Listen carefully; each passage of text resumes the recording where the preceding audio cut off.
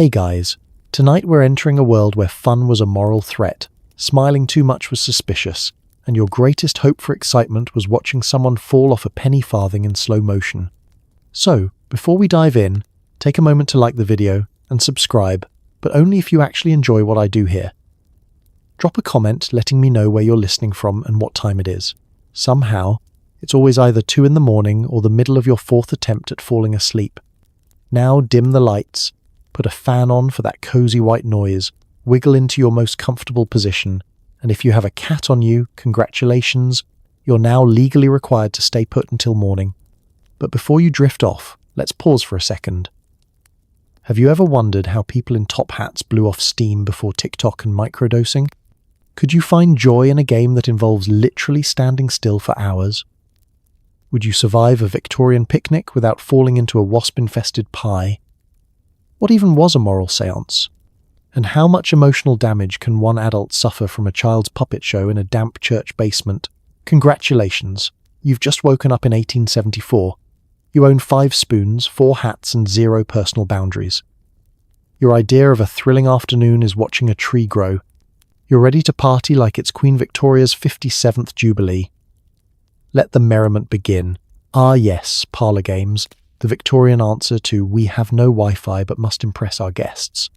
These were social rituals disguised as fun, played in over-decorated drawing rooms filled with ticking clocks and judgment. Games like Consequences and Blind Man's Bluff let you flirt under the veil of morality, unless you tripped into the fireplace and took out the fern collection. Let's set the scene. You're in a room with wallpaper so patterned it might be sentient. Every surface is covered. Antimacassars on the chairs, doilies on the tables, a decorative bowl of something unidentifiable and very much not edible. The clock ticks louder than your heartbeat. The hostess, dressed in enough fabric to sail a ship, smiles and announces, "Let's play a game. You'd hoped for chess. You get forfeits." Forfeits is a delightful little torment where guests place an item, a glove, a ring, a suspiciously expensive brooch, into a pile. One person is blindfolded. Another retrieves an item and asks, "What shall be done with it?" The blindfolded victim must assign a penalty, a recitation of poetry, a declaration of affection, a curtsy to the vicar. It's flirtation with plausible deniability, and if you're lucky, you don't accidentally command your own mother to kiss the butler. Now you move on to The Minister's Cat, a thrilling alphabet game where each person describes the titular feline with a new adjective. The minister's cat is an agreeable cat. The minister's cat is a bashful cat. The minister's cat is a cantankerous cat. You continue until someone forgets the alphabet or accidentally says something deeply inappropriate like naughty, which is not allowed, unless the cat is French. It's time for Blind Man's Bluff, a game that is exactly what it sounds like. You're blindfolded, spun around, and then encouraged to chase your friends through furniture. You grope through a maze of overstuffed chairs and delicate tea tables, trying not to knock over anything fragile, including your dignity. And when you finally catch someone, you must identify them by touch alone, which is either scandalous or grounds for immediate banishment, depending on who you grabbed. There's also charades, but not the kind you know. No quick gestures and movie titles here. This is full theatrical tableau vivants, or living pictures, in which you and your friends dress up as scenes from Shakespeare, pantomime Greek tragedies, and pretend to enjoy it. It takes hours. Costumes are involved. Someone always ends up crying, and there's a 40% chance you'll be made to lie perfectly still while impersonating a corpse for an uncomfortably long time. And of course, the most daring game of all, Snapdragon. Picture this. A large silver tray filled with raisins floating in brandy. Pluck the raisins from the flames with your bare fingers and eat them before the sugar caramelizes onto your soul. It's the Victorian version of extreme sports, usually played around Christmas, when the risk of third-degree burns was apparently festive. Parlor games weren't just entertainment, they were elaborate social minefields. Every gesture was a performance, every laugh a calculated risk. You didn't just play, you navigated. Successfully surviving an evening of parlor games meant you could flirt, perform, and avoid setting yourself on fire, all while wearing a corset and pretending to enjoy boiled fruit. So the next time your Wi-Fi goes out and someone suggests board games, just remember, at least you don't have to identify your neighbour by their elbow or grab raisins from a flaming bowl of liquor. That's Victorian fun for you, equal parts danger, discomfort, and delightful emotional repression. It's Sunday morning, the birds are chirping, children are scrubbed, and the entire family is heading out to a public execution. In Victorian Britain, nothing said quality time like watching justice served in the most horrifying way possible, followed by a nice meat pie and light gossip. You pull on your best coat. It still smells faintly of mothballs and faint terror, but it'll do. The streets are already filling with people, be old men, weeping women, street urchins clutching half loaves of bread, and someone selling suspiciously warm cider. It's early, but the energy is high, like a concert, but with fewer glow sticks and more irreversible trauma. You squeeze into the crowd. There's pushing, there's shouting, there's a man trying to climb a lamppost for a better view, because this, dear listener, is entertainment. You don't have Netflix. You don't have radio. But what you do have is a live, unfiltered, deeply horrifying example of what happens if you steal a horse. The gallows stand proud in the square. They've been polished for the occasion. Fresh rope, oiled wood. Someone's even swept the platform. Presentation matters. Executions weren't just punishments. They were spectacles. You brought the kids. You packed lunch. And if you arrived early, you might even snag a seat on someone's shoulders. Vendors line the street selling execution ballads. Nobody ever actually said, "Tell my mother I loved her," while surrounded by thousands of jeering Victorians and a constable with a stopwatch.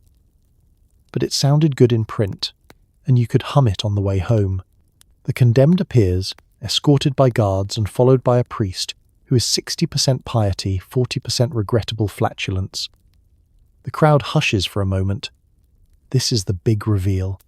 People crane their necks to get a look. "He's shorter than I expected," someone mutters. "I thought he'd have a moustache," says another. Children are hoisted into the air like popcorn. This is their first hanging. You want them to see it. Why? To instill moral lessons, of course, and also because it's better than whatever's on at the puppet theatre this week. The executioner is a local celebrity. He wears a jaunty hat. He waves to the crowd. He is very efficient. Victorian hangings, especially after reforms in the 1860s, were quick, clinical affairs. Slot, a drop, a jerk, a collective wince. But earlier in the era, not so much. Sometimes the rope was too short, or too long, or too frayed. You could end up with a decapitation or a very awkward shuffle that took far too long and made everyone deeply uncomfortable. Still, the crowd loved it. There's cheering, applause, someone faints, someone else starts selling roasted chestnuts from a bucket. The excitement is contagious. And yes, it's horrifying. But to the average Victorian, it was also normal. Expected. A part of civic life. Like jury duty, but louder. And then, almost as quickly as it began, it's over. The body is cut down, sometimes sold to science, sometimes buried in an unmarked grave, sometimes just wheeled off while someone plays a sad fiddle. You wipe your hands, adjust your hat, turn to your spouse and say, "Fancy a meat pie?" Because what comes after justice? Lunch. Always lunch. You go home, the children ask questions. You answer with vague references to morality and God. You all pretend not to be mildly traumatized, and you circle the date of the next hanging on your calendar, because that one's supposed to be a double feature. Victorian fun. Less about amusement, more about consequences. And possibly hepatitis. You dim the gaslight, everyone joins hands, and no one's sure if you're summoning Aunt Beatrice or just giving everyone a collective case of carpal tunnel. Spiritualism was booming, and the Victorians loved a good séance. Equal parts religious experience and awkward group trust fall with ghosts. It's the 1870s. You've finished tea, you've discussed the weather, dissected a neighbour's scandalous wallpaper choice, and now it's time for something a bit more paranormal. The drawing room is dark, except for a flickering candle that keeps threatening to go out, and someone's placed a bowl of salted almonds on the side table. presumably to keep the spirits well snacked. Everyone's seated. You're holding hands with Cousin Gertrude, who is both too cold and too damp, and the medium, a very serious woman named Mrs. Peebles, tells you to open your third eye. You try, but all you get is mild eye strain and the sensation that the curtains are watching you. Victorians didn't just dabble in spiritualism, they threw themselves into it with the same energy modern people throw into online shopping after 11 p.m. Mediums were the influencers of their day. They booked drawing room appearances.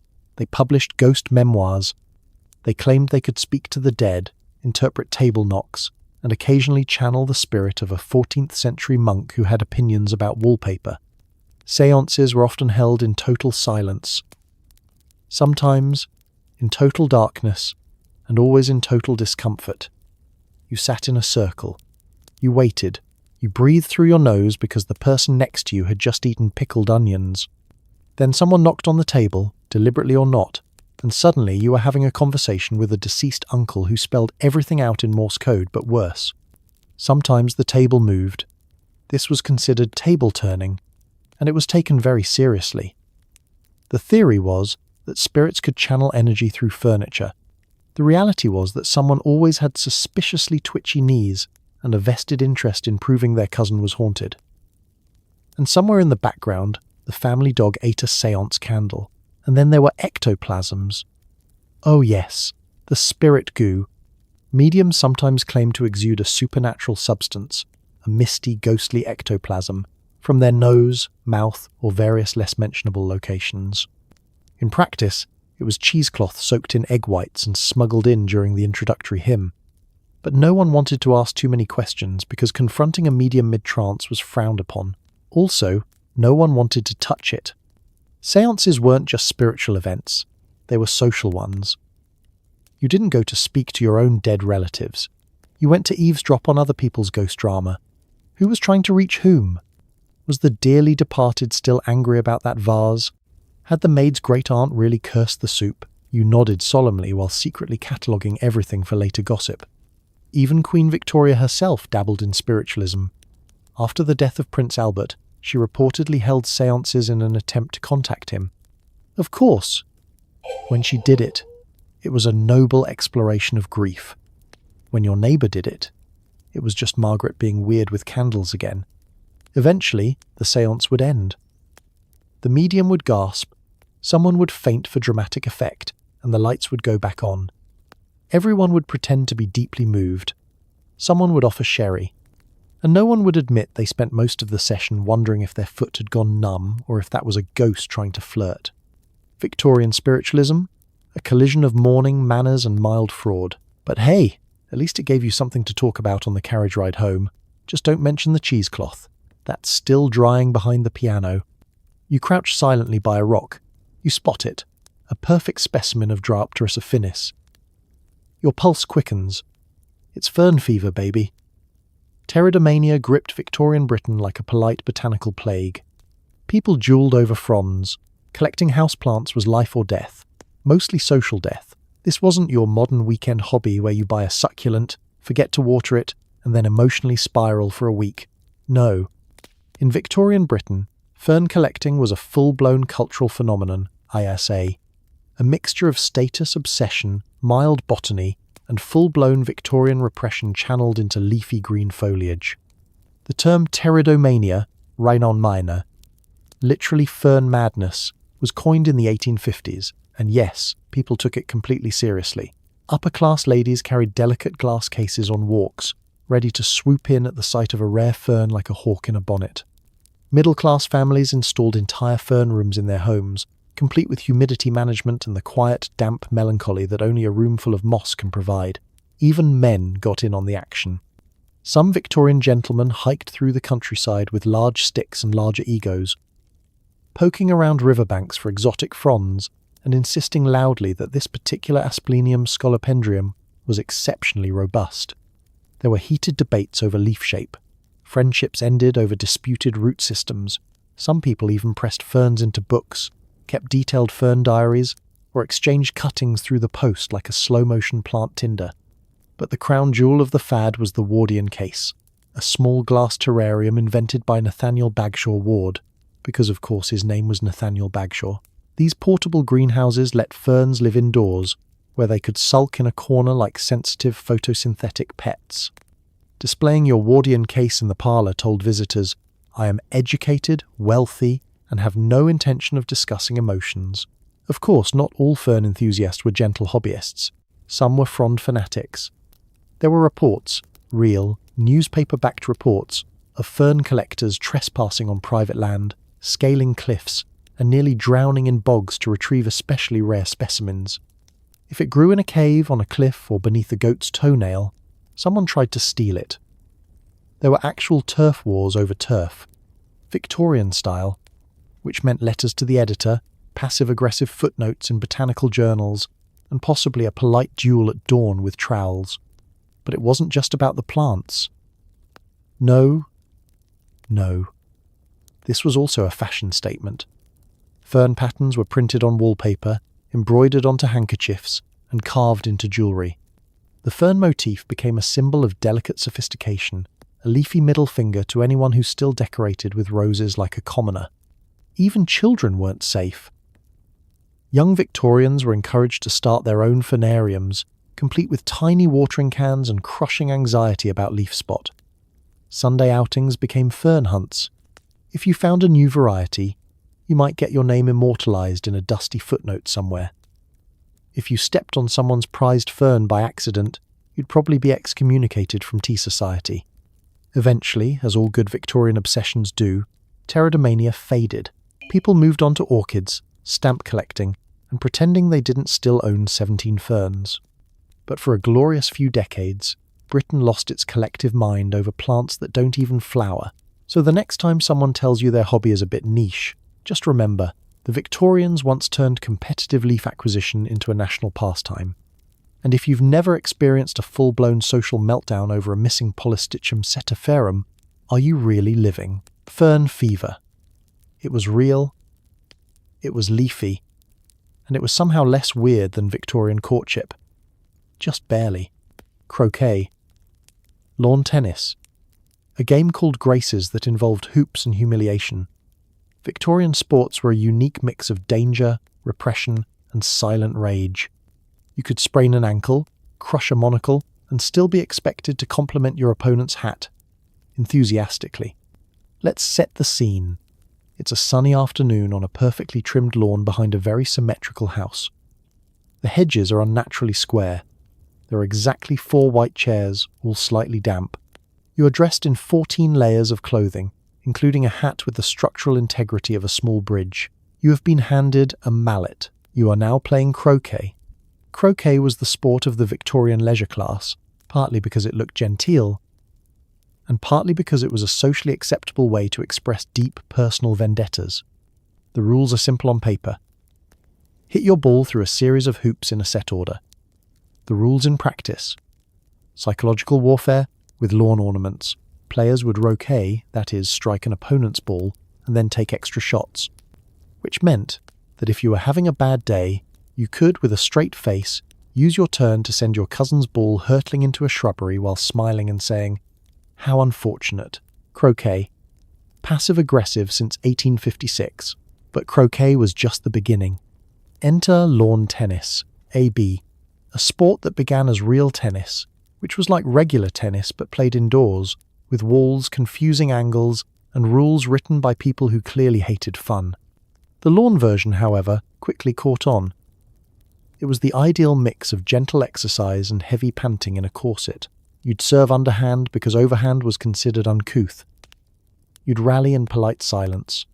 And if someone fell dramatically while lunging for a volley, you'd simply look away, sip lemonade, and never speak of it again. The ball might go rogue and bounce into the rose bushes, but retrieving it was considered far less important than maintaining one's posture. Then there was graces, a game involving 2 large wooden hoops and a pair of rods that players used to fling a hoop back and forth. Think frisbee, but it's wooden, it's heavier, and it will absolutely break a teacup if you miscalculate your wrist angle. It was marketed as an exercise in grace and elegance, but mostly it was a dignified way to accidentally slap your cousin in the face and call it sport. Let's not forget archery, which made a surprise comeback during the Victorian era. largely because Queen Victoria's daughter was into it, and if a royal did it, everyone suddenly had to do it. Women especially were encouraged to take up archery, as it was considered feminine, improving, and only occasionally fatal. It gave young ladies the chance to stand still in a field for 2 hours, while pretending not to notice how dreadful everyone's aim was. Clothing, of course, was a full-contact sport on its own. You played in corsets, bustles, neckties, gloves, and hats secured with a stabby pin. A casual round of tennis involved enough fabric to upholster a fainting couch. Bending over to retrieve a ball could result in multiple wardrobe malfunctions, a mild concussion from your own hat brim, and at least 3 unsolicited comments about your ankle visibility. And yet, everyone pretended it was fun. You smiled. You laughed politely. You said things like, "Well played, Sir Percy," even as you plotted revenge via a misplaced croquet peg. Because Victorian lawn sports weren't really about athletics. They were about status. About who had the biggest lawn, the straightest hoop, and the most unflappable smile after taking a mallet to the shin. So the next time you play a backyard game, remember, at least you're not wearing a waistcoat and a bonnet while pretending not to hate everyone you're playing with. That's true athleticism, Victorian style. You're 6 years old. You've been dragged to a puppet show under a railway arch. The puppet is yelling about sin. It smells like damp wool and boiled despair. Victorian children's theatre wasn't designed to entertain. It was a moral boot camp in sock puppet form. Let's begin with your seating arrangement. There isn't one. You're standing in mud, next to a chimney sweep who's coughing up something that may or may not be a Victorian ghost. It's cold, it's damp, and someone behind you keeps sneezing directly onto your shoulder. You clutch a half-eaten potato and prepare to be enlightened. The stage is made from a reused crate. The curtain is a mouldy tea towel. The puppets, supposedly entertainment, are carved wooden monstrosities with angry painted faces and voices like tin kettles having an argument. The show begins, and immediately it's a cautionary tale about lying. A boy puppet lies once, is caught, repents, and is immediately hit with a stick. The lesson? Honesty is best. But even if you're honest, you still might get whacked for existing. This is followed by a second act featuring a young girl who refuses to do her chores and is then eaten by a demonic pig. There's no transition, no explanation, just screaming, flailing, and a puppet wearing what looks like a bonnet dipped in sadness. You glance around. No one is laughing. Everyone is nodding solemnly. One adult whispers, "That'll teach her." Victorian puppet shows were less about joy and more about compliance. They were funded by churches, charities, and the occasional terrifying old woman with a passion for discipline. The idea was to teach children moral lessons in a way that they wouldn't forget, usually because they were traumatized. The puppeteers, often self-trained evangelicals with nimble wrists and very little theatrical restraint, voiced every character themselves. And because budgets were non-existent, one puppet usually played multiple roles. You'd watch father berate son in scene 1, then cheer as the same puppet became a dancing goose in scene 2. Continuity was not a priority. Trauma, however, was. And then, of course, there was Mr. Punch. No discussion of Victorian puppetry is complete without him. Punch, of Punch and Judy fame, was a truly unhinged character, a hunchbacked man with a screeching voice, a slapstick in hand, and a complete disregard for human decency. In a typical show, Punch might beat his wife, drop his baby, fight a crocodile, kill the policeman, go to jail, escape jail, and laugh maniacally throughout the whole thing. And then he'd get cheered. To be clear, this was all performed for children. Sometimes a narrator would accompany the show, not to explain what was happening, but to shout additional moral commentary over the violence. "Let that be a lesson," they'd cry as Punch hurled a sausage at a judge. "The wages of sin is death," they'd announce, as a puppet made of burlap and buttons exploded in a puff of soot. And if you thought this was a one-off, think again. Poor children didn't have regular access to Shakespeare or musical theatre. Puppet shows, temperance lectures, and Bible-themed cautionary tales were their Broadway. No songs, no dancing, just relentless moral pressure disguised as whimsy. And when the show ended, there was no applause. Just silence, a few sniffles, and someone throwing a cabbage stalk at the puppeteer. You filed out slowly, digesting the spiritual horror of what you'd just witnessed. Then you went home, where your parents said, "Wasn't that lovely?"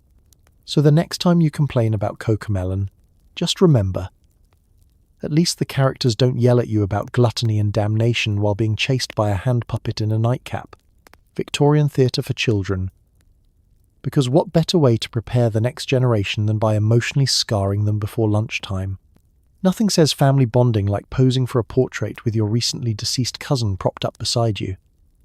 The Victorians had a thing for memento mori, photographing the dead like they were still alive. You'll never look at Instagram selfies the same way again. It's 1863. You've just lost a loved one. There are tears, hushed voices, and the faint smell of boiled beef lingering in the hallway. And amid the mourning and mourning bonnets, someone says the most Victorian thing imaginable. Because nothing helps process grief like a staged photo with Aunt Millicent, 3 hours post-mortem, dressed in her Sunday best and tied to a chair with silk ribbons. This wasn't some fringe custom either. Death photography, or post-mortem photography, if you're feeling formal, was a widespread and socially accepted practice, especially in the mid to late 19th century, when photography was still a luxury and dying was more of a weekly event than a once-in-a-lifetime surprise. Cameras were expensive, portraits were rare, so when someone passed, particularly a child, families often took the opportunity to finally get that one good picture. You know, before they got worse. The process was elaborate. First, the body was washed, dressed, and posed. Yes, posed. Victorians had an entire toolkit for making the dead look less obviously dead. Stands and braces were used to prop them upright. String was tied to wrists and ankles to control limb position. In some cases, eyes were painted onto the eyelids, because that was somehow less creepy than letting them rest in peace. There were 3 classic death photo styles. The solo portrait, res ignis, just the deceased, often photographed lying down with a book or a flower. Peaceful, elegant, slightly haunting. The sleeping pose, made to look like the subject was merely napping. Bonus points if a parent pretended to be reading quietly beside them. The family shot, everyone posed together, casually ignoring the fact that one person hasn't blinked in 30 minutes because they can't. And here's the twist. These photos weren't hidden. They were displayed. Proudly. On mantles. In albums. You'd visit a friend, open the photo book, and bam. There's their great-uncle Rupert, dead as a doornail but looking surprisingly photogenic. It wasn't seen as morbid. It was a sign of love, remembrance, and the eternal Victorian belief that nothing, not even death, should interrupt proper posture. The real kicker? Sometimes you couldn't even tell who was dead. Photography back then required long exposure times, meaning everyone had to sit unnaturally still. Which means, in a photo full of people sitting weirdly stiff with dead eyes, it's anyone's guess who the actual corpse is. It's like a very macabre game of Where's Waldo, but with mourning veils. Photographers got good at this. They'd touch up the cheeks with hand colouring to add a healthy blush. They'd gloss the eyes. Some even edited the image to add pupils or smiles. The end result was somewhere between a tribute and a mildly cursed oil painting. But to Victorian families, it was sacred. The last tangible link to someone they'd loved, captured forever on silver nitrate paper and sealed with a very unholy amount of varnish. And yes, the practice eventually faded, as photography became more common and medicine slightly less horrifying. Families no longer needed to commemorate loved ones in their final outfits. But for decades, it was normal, expected, tender even. So next time someone insists on taking a family photo at a funeral, just remember, they're not being weird. They're being historically accurate. Victorian death photography. Equal parts touching, terrifying, and a firm reminder that in the 19th century being dead was no excuse for skipping picture day. The classic Victorian picnic. A pastoral paradise of hard-boiled eggs, lukewarm tea, and the looming threat of dysentery. Food was heavy, conversation was forced, and your parasol doubled as a shield from both sun and judgment. It's a beautiful afternoon in the countryside. The grass is slightly damp. The breeze carries the scent of cow. Your family has just arrived after a 3-hour carriage ride, during which no one spoke and everyone silently judged your shoes. The matriarch declares it's the perfect spot, directly atop an anthill. And everyone begins the sacred ritual of laying out too many blankets and pretending they're not already irritable. Victorian picnics were events, not casual affairs. You packed as if fleeing the country. Entire roast chickens, tins of anchovies, bottles of claret, and something called a jellied calf's foot, which tastes exactly as it sounds and looks worse. Everything had to be prepared hours in advance and then carried in heavy wicker baskets by the one uncle who hadn't made a compelling enough excuse to stay home. Now comes the main course. Eel pie. That's right, cold eel. In pastry. It's glistening. It's wobbly. It has the aura of something that regrets its own existence. You chew politely while trying not to think about how recently this creature had thoughts. Beside it sits a veiny potato salad with the consistency of plaster and the emotional warmth of a tax audit. Drinks include tepid lemonade, flat ginger beer, and tea brewed over a portable spirit stove that belches smoke and judgment in equal measure. You sip cautiously from a tin cup while a bee circles your head with the persistence of a tax collector. The teapot melts slightly. Someone suggests praying before dessert. You consider praying for rain instead. Conversation, of course, is mandatory. You must discuss at least 3 of the following: weather, gout, recent deaths, and the moral decline of youth. Silence is not an option. If you lapse, someone will bring up temperance, and then it's just a short hop to a heated debate about whether pudding is sinful. Dessert is a triumph of effort over taste. There's a trifle that has been in the sun long enough to achieve sentience, a fruitcake dense enough to stop a bullet, and, of course, jam tarts, which are delightful right up until the moment you bite into a wasp. You nod appreciatively while discreetly removing a pebble from your scone. You might think a Victorian picnic was a calm, relaxing outing. You would be wrong. At any moment, a wasp could invade your earlobe. A cow could wander too close and become emotionally involved. Or worse, someone might begin to recite poetry, loudly, about grass. It's always about grass. And let's not forget the ever-present threat of games. After pudding, someone always suggests an activity. Shuttlecock, hoop rolling, possibly graces, the hoop-flinging game that's supposed to improve your posture but mostly ends in bruised fingers and wounded pride. If no equipment is available, children are encouraged to frolic, which loosely translates to run around screaming until someone cries. Eventually, the ants win. The food sweats. Someone passes out in a thicket of brambles. It's time to pack up. This involves re-wrapping every item in cheesecloth, loading 17 baskets, and walking 2 miles back to the carriage while pretending you're refreshed. Once home, you collapse into a chair, sunburned, sticky, and spiritually undone. But you smile, because tomorrow someone will say, "Wasn't that lovely?" And you'll nod, knowing full well that the highlight of the day was not the company or the food, but the brief moment you managed to escape behind a hedge with a dry biscuit and no conversation. Victorian picnics. A reminder that even the simplest pleasures can be weaponized by tradition, weather, and eel. Afternoon tea wasn't just a drink. It was a socially sanctioned ritual of waiting for dinner while pretending you weren't starving. You nibbled a stale biscuit, listened to Cousin Margaret complain about her scullery maid, and counted sugar cubes to stay awake. It's 4 p.m. You're dressed in your mid-afternoon best, which is entirely indistinguishable from your early afternoon and late morning best, and you're sitting upright on a velvet settee that smells like regret. Your corset is exactly 2 notches too tight. The fire is roaring even though it's already warm, and you are desperate for a meal that doesn't involve dried flour and implied civility. Enter the ritual of tea.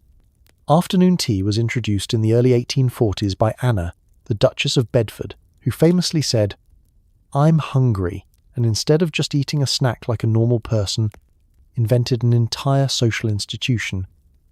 Because of her, generations of British people now suffer through hunger with elegance and cutlery. The table is set with military precision. Lace doilies. 3 plates per person. A a small dish for lemon slices, tongs for sugar cubes, and a teapot so hot it could melt time. You're expected to pour with grace, to sip with restraint, and to act like you adore the watery, slightly over-steeped leaves slowly disintegrating in your cup like the will to live. Food-wise, it's an emotional roller coaster. You start with sandwiches, which sound promising until you realize they're cucumber. Just cucumber. No salt, no seasoning, just slices of damp, nothing pressed between bread so soft it disintegrates when looked at. Occasionally, you're treated to potted meat, which is what happens when someone has too many animal parts and too few ethics. Then comes the scone. This is the high-stakes moment. You must cut it, not tear it. You must apply clotted cream and jam in the correct order, which is still hotly debated across counties and capable of ending friendships. Apply cream first in Devon, jam first in Cornwall. Do it backwards in the wrong region, and you're starting a war. Now the cakes arrive.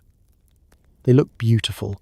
Miniature towers of icing, spun sugar, and air. You bite into one and taste exactly nothing. But smile anyway. The point of the cakes is not to enjoy them, it's to look like you deserve them. Meanwhile, the conversation flows like cold gravy. You must remain engaged, but not enthusiastic. Enthusiasm is vulgar. Acceptable topics include recent flower arrangements, the morality of novels, and whether Lady Ainsworth's new upholstery is too continental. If you attempt to mention politics, whether that involves fog or digestion, AG, you will be exiled to the conservatory with the silent uncle and the dying ficus. Every movement is choreographed. You hold your teacup delicately, pinch your pinky just enough to imply breeding but not enough to suggest you're in pain. You nod. You smile. You blink just often enough to prove you're not a statue. All the while, the real goal of afternoon tea is silently ticking in the background to make it to dinner. This is just a holding pattern, a polite starvation buffer. Dinner is still 2 hours away, and everyone is pretending that 3 cucumber sandwiches and half a biscuit will hold them over. They will not. Eventually the teapot goes dry. The cakes are gone. Someone's asleep in a wingback chair, still holding a fork.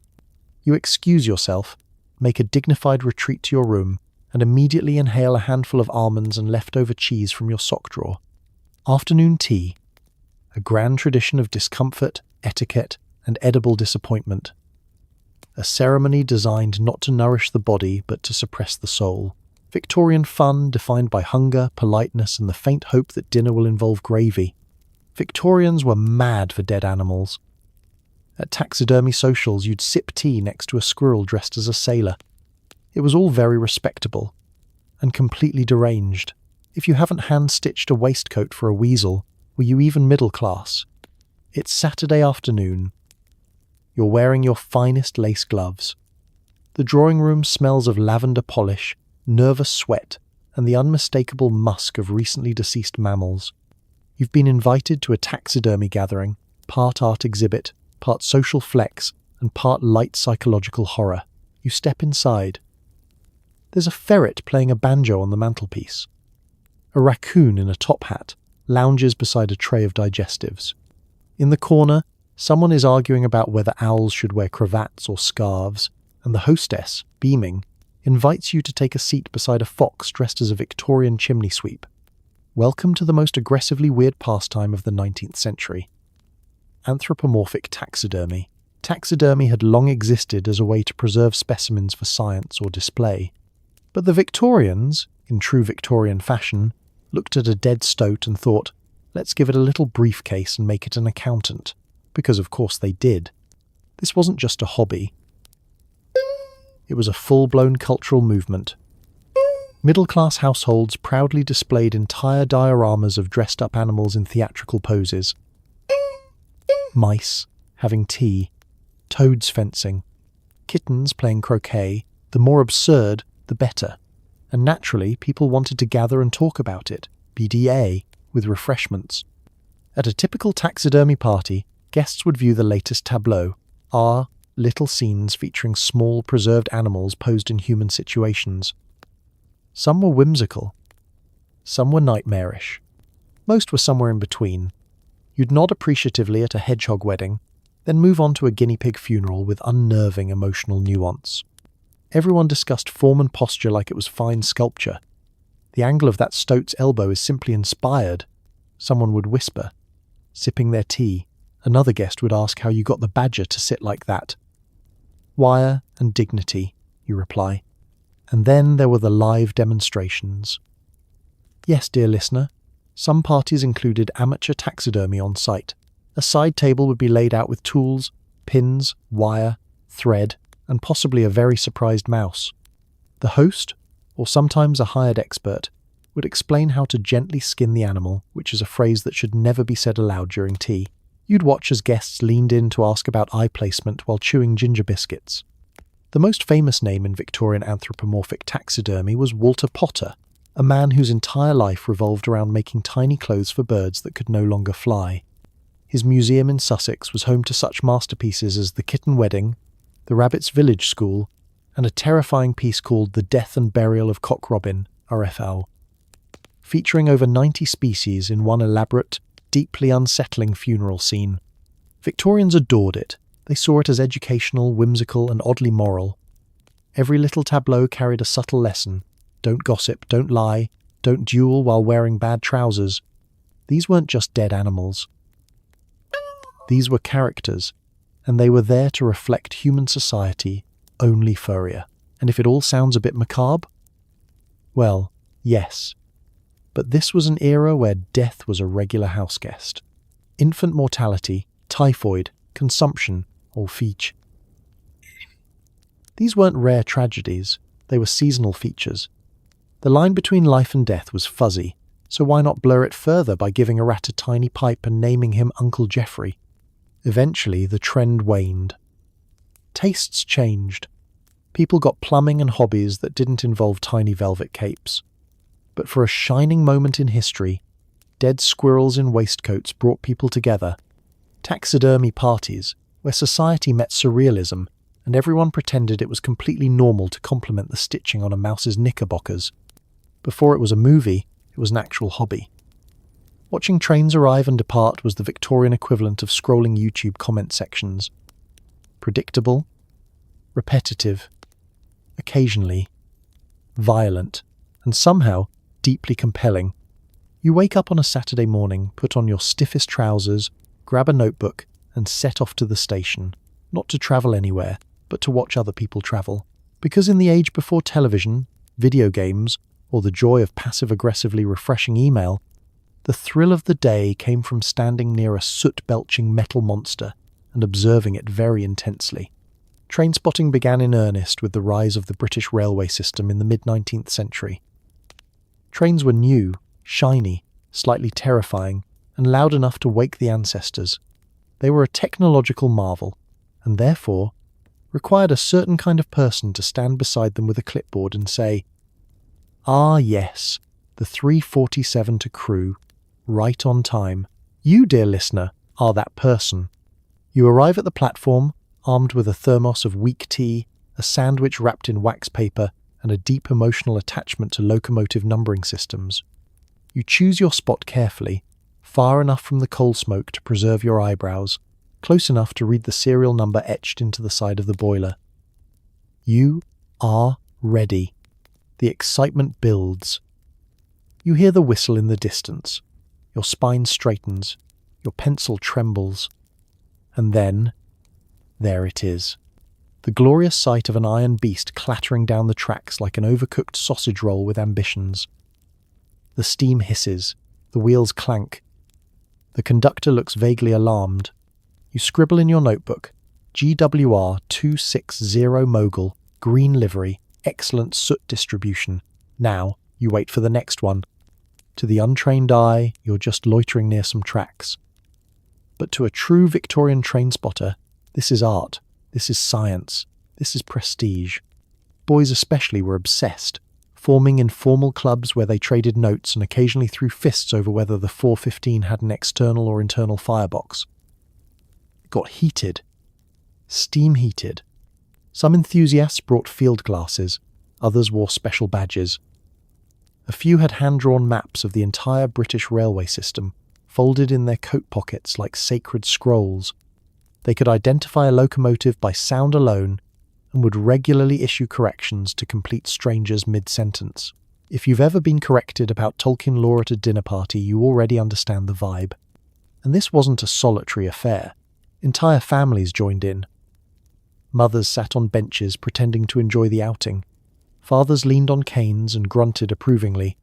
Children were indoctrinated young, fed a steady diet of boiled eggs, anoraks, and the knowledge that train grease is good luck.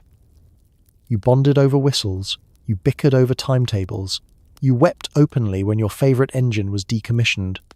Occasionally, tensions ran high. Someone claimed to have spotted a prototype engine not due for public release. Someone else said it was a misidentified goods train. Words were exchanged. Umbrellas were brandished.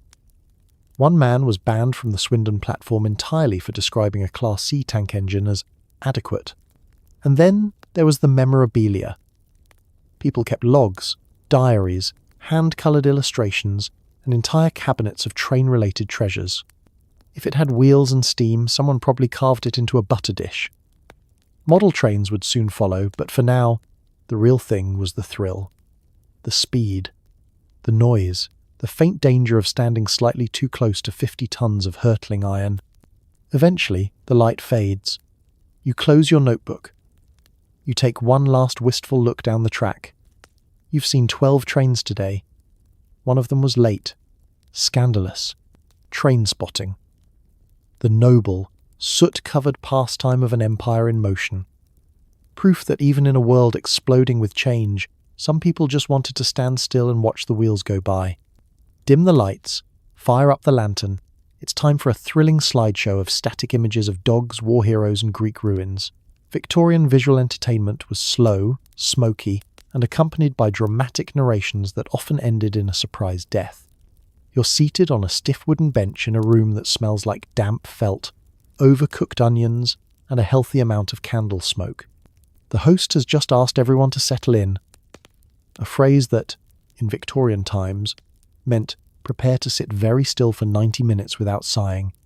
On the makeshift screen, a himsa, which is really just a bedsheet tacked to a wall, an eerie glow appears. It has begun. The magic lantern was an early projector, a box with a lamp inside, some mirrors, and a set of glass slides that cast images onto a wall. It was the height of Victorian innovation, AZ, and it made exactly one thing: slightly flickering, vaguely visible illustrations. If you were lucky, they were hand-painted. If you were really lucky, they weren't melting mid-show. Tonight's feature? A thrilling morality tale about a disobedient child who refuses to share a crumpet and is immediately hit by lightning, set to a slow crawl of 23 hand-drawn slides and the emotional range of a piano with only 2 keys. The narrator, likely a local reverend or someone named Mr. Tiddlebrom, who collects spoons, reads aloud from a handwritten script in a voice that suggests he's never met joy. The images pass by slowly, one at a time: a man with a beard, a dog looking vaguely ashamed, a storm cloud with the word repent painted on it. The audience is rapt, or at least they're motionless, which in Victorian terms is the same thing. Children sit cross-legged on the floor, whispering to each other about which part of the story will involve a mysterious fever. Spoiler, it's always Act 3. Sometimes the lantern shows were educational. You'd see grainy depictions of the Holy Land, or ancient ruins, or exotic animals that might be a goat or a badger depending on the angle. These were narrated with the same tone one might use when describing wallpaper: slow, respectful, and mildly patronizing. By slide 17, someone in the back has passed out from the heat of the oil lamp and the emotional weight of yet another Roman column. But the real crowd pleasers were the horror shows. Victorians, ever in love with a good fright, were delighted by magic lantern presentations featuring ghosts, skeletons, and terrifying moral consequences. The lights would dim, the images would blur. The narrator would raise their voice and declare, "And then he vanished," at which point everyone screamed politely and then immediately apologized for the outburst. Some lanterns even had mechanical slides, double-layered glass that let you animate your image slightly. a man could lift a hat. A woman could blink. A ghost could glide 3 inches to the left. It was cinematic sorcery. People gasped. Children clutched their mothers. A few delicate souls fainted when a pumpkin rotated. And of course, every good Victorian presentation needed a moral. Whether it was a dog learning obedience, a wayward orphan finding faith, or a fishmonger's apprentice learning not to lie about haddock, every story ended with a lesson, usually written in all caps, with a lot of ellipses. Like, "And thus we see that pride cometh before a bad tummy." When the final slide flickers and the oil lamp sputters out, the audience claps awkwardly. Someone's bonnet is singed. A child has accidentally eaten part of a hymn book. Everyone agrees it was a stirring visual spectacle while quietly hoping no one suggests doing it again next week. Magic lantern shows, part art, part sermon, part endurance test. A flickering, smoky, moralizing slideshow of doom that somehow passed for entertainment. And to think, all without a single buffering screen or autoplay ad. Simpler times, creepier evenings. When the Thames froze, it was party time. Markets popped up on the ice. People danced, picnicked, and occasionally fell straight through into freezing water. Nothing says winter cheer like a sudden brush with hypothermia. You awaken to the sound of church bells and mild frostbite. It's winter in Victorian London, and the city has declared what can only be described as a temporary state of festive insanity. The Thames, that murky, sludgy artery of the empire, has frozen solid, and instead of staying safely indoors with a hot water bottle and a very large blanket, everyone is heading to the river to stand on it. You bundle up, scarf, hat, at least 3 garments made of itchy wool, and waddle your way toward the riverbank. The ice stretches before you like an accidental invitation to disaster. There are children chasing each other with bones strapped to their feet, a charming precursor to modern ice skates, men hauling carts onto the ice to sell pies, and women trying to ice skate while maintaining both balance and social reputation. You, meanwhile, are trying not to fall over before your second foot hits the surface. Welcome to the Frost Fair, a centuries-old British tradition of embracing chaos whenever the Thames decides to turn solid. These fairs were part marketplace, part circus, part exercise in Darwinian survival. People set up tents, roasted chestnuts over open fires on the ice, and carved commemorative souvenirs, like woodcuts of themselves, standing proudly next to the words, "I did not die here, 1855. Entertainment options were endless. You could drink gin, watch a puppet show, play a round of ninepins, or ride a donkey across the ice for reasons that remain unclear to modern historians. You might even catch a makeshift printing press churning out authentic Frost Fair certificates, while the entire operation slowly drifted downriver on a moving ice sheet. And then there was the skating. Victorians took to it with gusto, despite a complete lack of proper equipment or spatial awareness. Skates were often homemade, think sharpened metal strapped to boots with bits of string and prayer. The ice itself was deeply untrustworthy.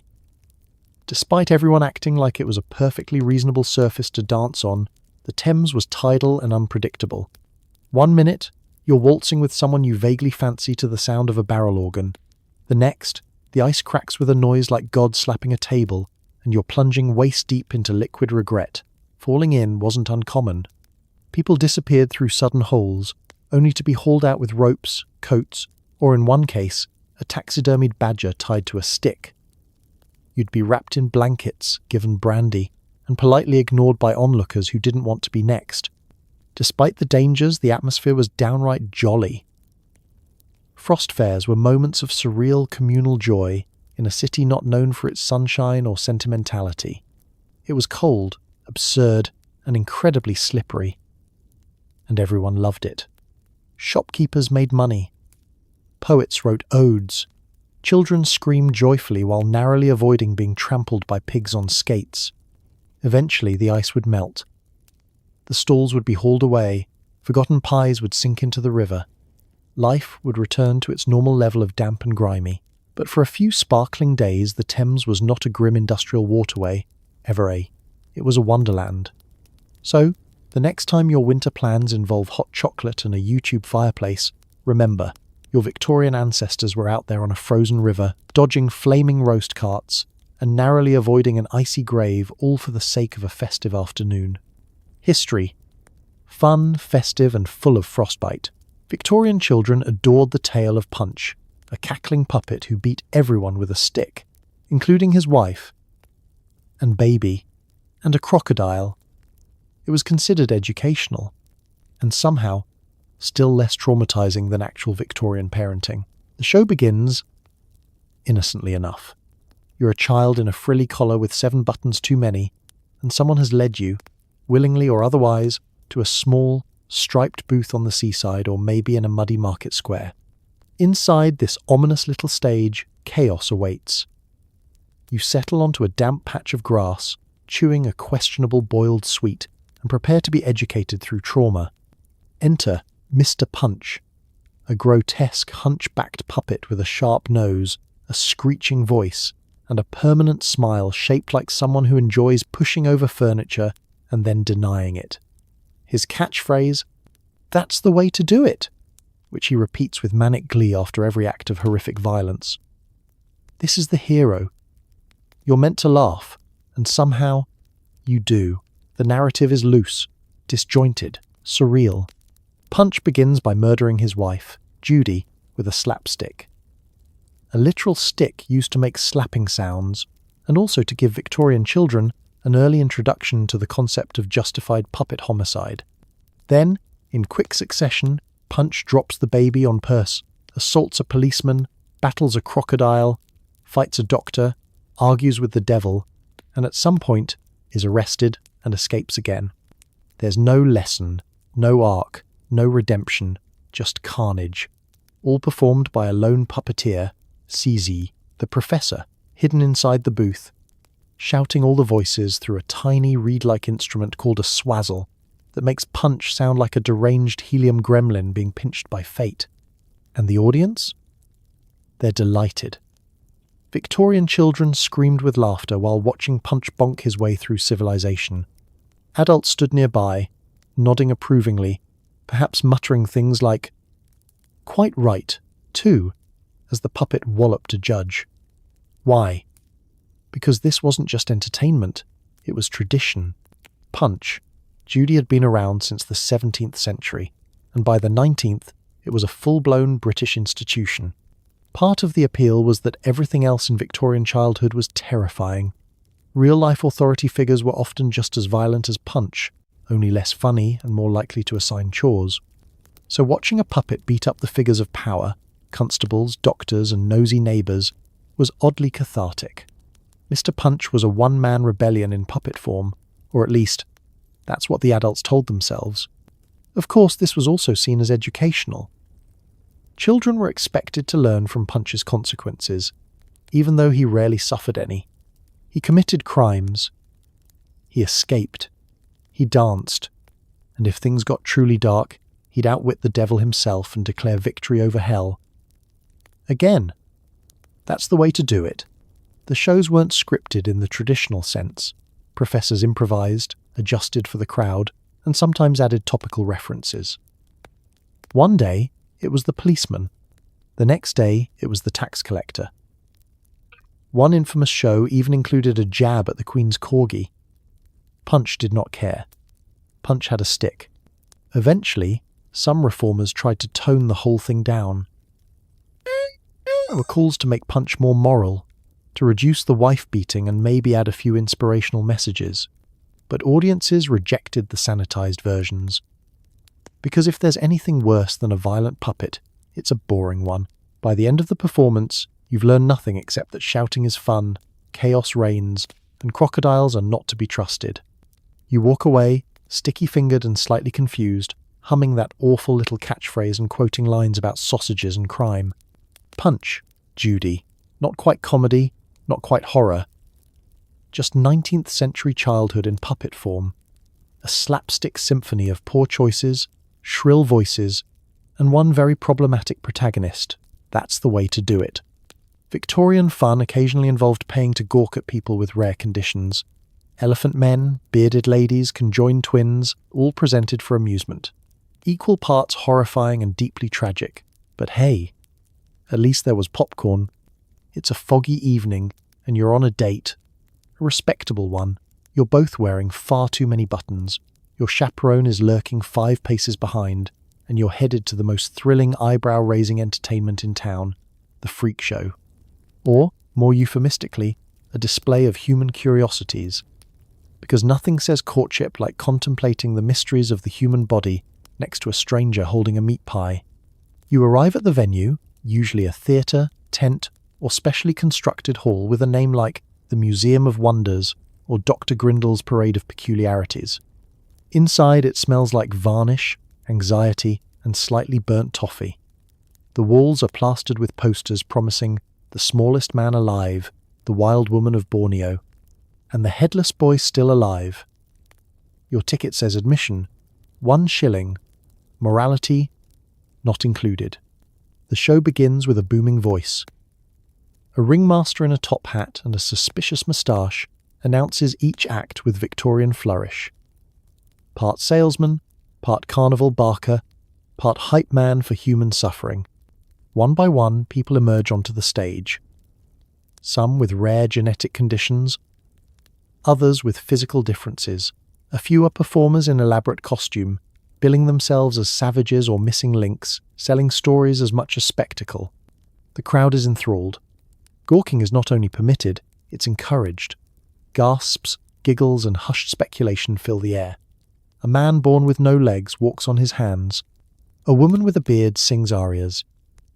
Conjoined twins perform a piano duet. It's a performance, yes, but also a human zoo, somewhere between theatre and a very poorly thought-out biology lesson. And you, sitting there, feel a little weird, which is correct, because here's the uncomfortable truth. Victorians were obsessed with difference, but not in a kind or respectful way. The freak show was built on a potent cocktail of colonialism, ableism, and rampant curiosity. Audiences came to marvel, not understand. To consume, not connect. But that's only half the story. Many performers in these shows weren't passive victims. They were professionals, entrepreneurs, survivors. In a society with limited roles for anyone who didn't fit the normal mold, the freak show offered visibility, agency, and, in some cases, a steady income. Some performers became celebrities. Others negotiated contracts, managed tours, and made more money than the people pointing at them. Take Joseph Merrick, known cruelly as the Elephant Man. His story is often used as a cautionary tale, but Merrick himself found a measure of respect and protection later in life. Or Julia Pastrana, a Mexican indigenous woman with hypertrichosis, who was labelled the Ape Woman but also sang opera, spoke several languages, and toured Europe as a headliner and decu, before being posthumously displayed for decades after her death, because Victorian ethics were apparently stored in a shoebox behind a taxidermied hedgehog. Every performer had their own story, some tragic, some triumphant, all deeply human, even if the audience didn't see it that way. By the end of the evening, you've witnessed the limits of Victorian empathy and the depths of Victorian spectacle.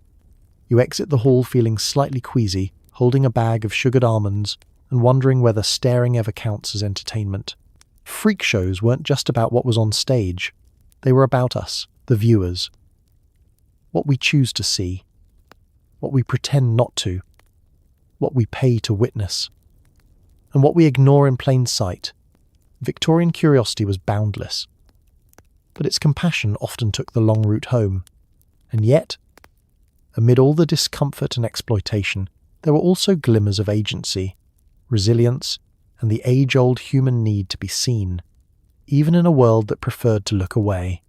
You open a mahogany drawer and find a bat skull, a fossilized turnip, and someone's grandmother's molar. Congratulations, you're a Victorian collector.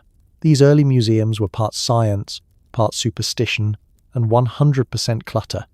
This, dear listener, is the Cabinet of Curiosities, not so much a cabinet really, as an entire room dedicated to the noble art of putting weird stuff on shelves.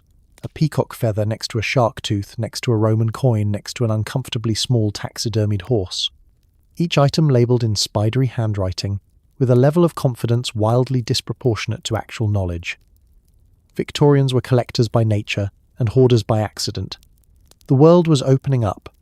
Colonial expansion, global trade, scientific expeditions, and suddenly, people had access to more objects than they knew what to do with. Rather than ask, "Do I need this?" they asked, "Will it look good next to the mummified squirrel?" And thus, the Parlor Museum was born. You, of course, are a dedicated amateur naturalist. It says so on your calling card. You own 3 magnifying glasses, wear a hat indoors, and refer to your front room as the Specimen Gallery. Guests come over for sherry and end up holding a shrunken head, while you wax poetic about beetle classification. Every item in your collection has a story, some of them even true. This rock? Taken from a druidic burial site, probably illegally. That jar? Contains something once described as moving, slightly. This coin? Possibly Roman, possibly just very dirty. Over in the corner, a collection of buttons you insist came from Napoleon's pyjamas, even though they spell out property of Jeff. The line between science and superstition is loose. You display a mermaid's finger that is clearly a chicken bone, a witch's hair braid that is just lint. You have a vial of plague air sealed with wax and a prayer, and if anyone questions the authenticity of your preserved sea monkey skeleton, you call them a Philistine and offer them more port. Cabinets of curiosities weren't just about collecting, they were about status. To own one was to declare yourself worldly, learned, and slightly unhinged in a charming upper-middle-class way. They were conversation pieces, social bait, and a polite way of saying, "Look how clever I am, and please ignore the smell coming from that jar." The truly committed collectors labelled everything. Little handwritten cards attached to everything from rocks to bones to what might actually be a petrified ham sandwich. Accuracy was optional. Flourish was mandatory. Common tags included origin unknown, unclassified specimen, and definitely not cursed. And you didn't stop at nature. No. You included man-made curiosities too.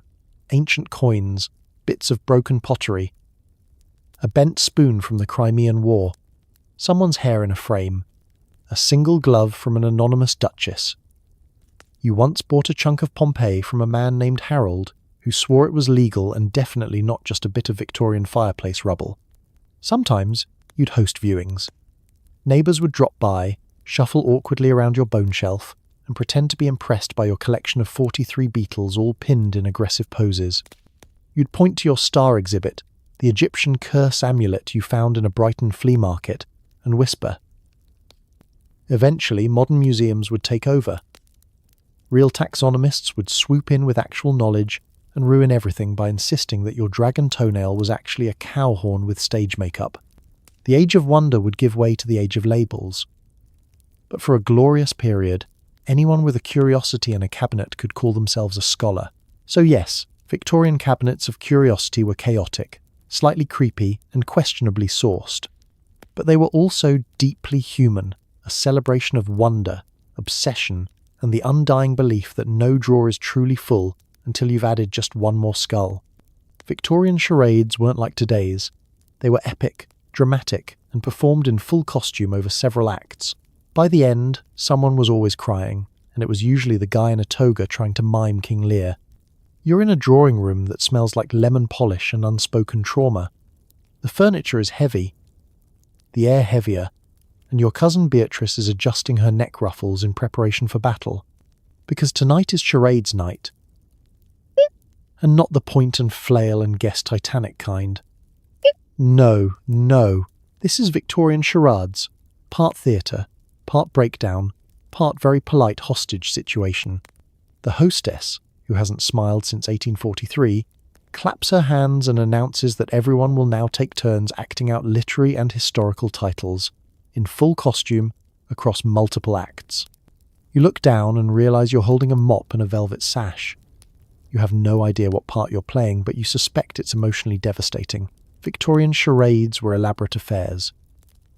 Think community theatre meets a fever dream, often lasting several hours and performed in earnest. The audience, your friends, extended relatives, and that one man who keeps quoting Horace for no reason, would sit, sip, tea, and watch you slowly unravel as you attempted to mime the Battle of Thermopylae using only a paper fan and a tin whistle. Here's how it worked. A word or phrase was chosen, often a title of a play, poem, or historical event. The more obscure the better. Then it was broken into syllables or components, and each part was acted out as a separate skit. For example, Waterloo might begin with a sketch of someone weeping over a well, followed by a scene where someone loses a shoe low. Then, finally, a tableau of Napoleon, looking tragic near a decorative fern. Everyone claps, someone guesses Hamlet, and no one's the wiser. You had to commit, costumes were required. Props were cobbled together from whatever was lying around. The family umbrella became a sword. A gravy boat stood in for the English Channel.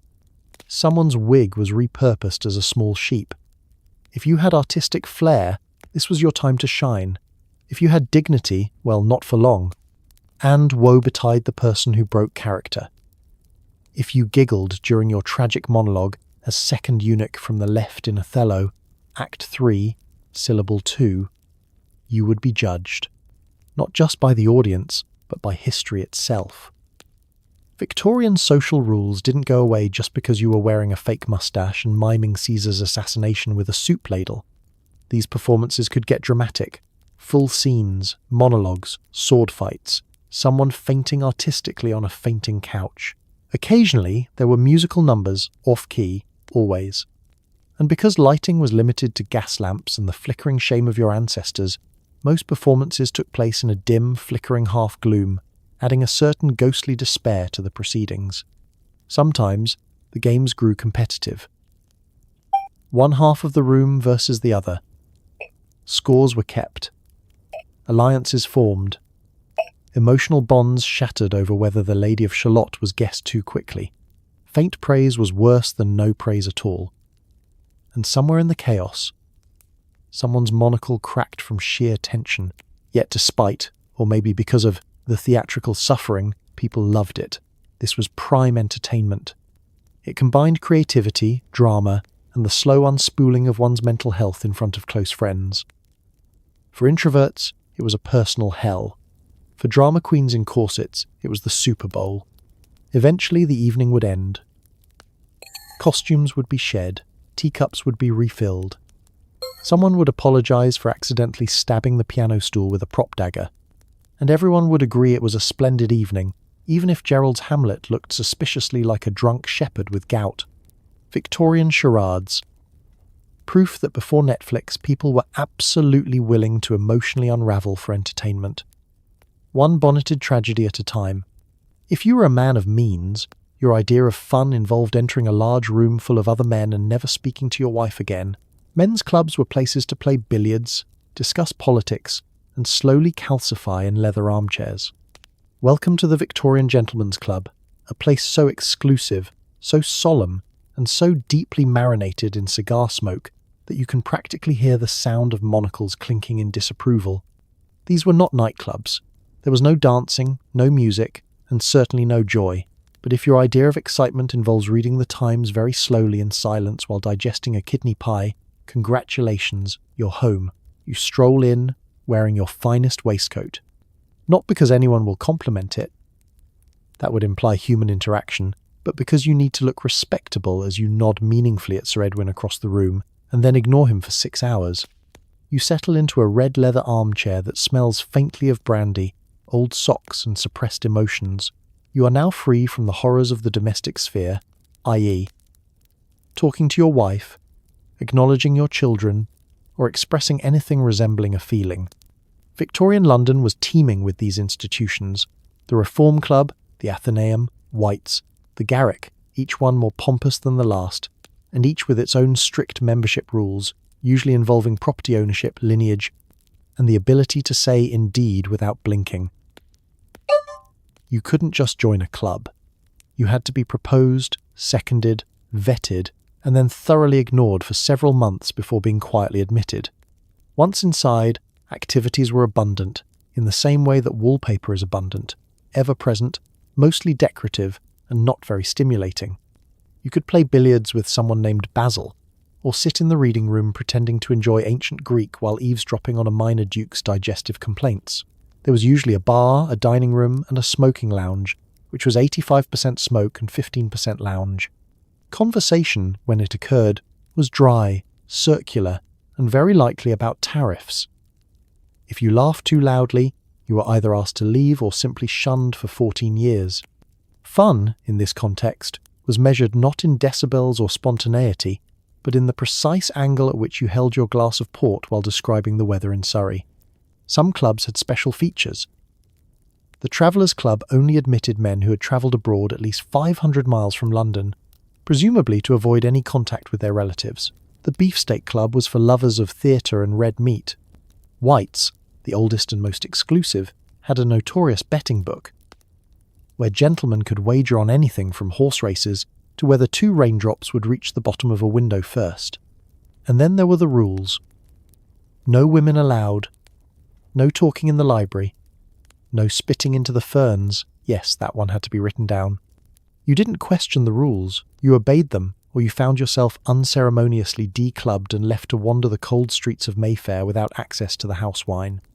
Despite the repression, NG, or perhaps because of it, men adored their clubs. It was the only place they could truly unwind by not doing anything at all.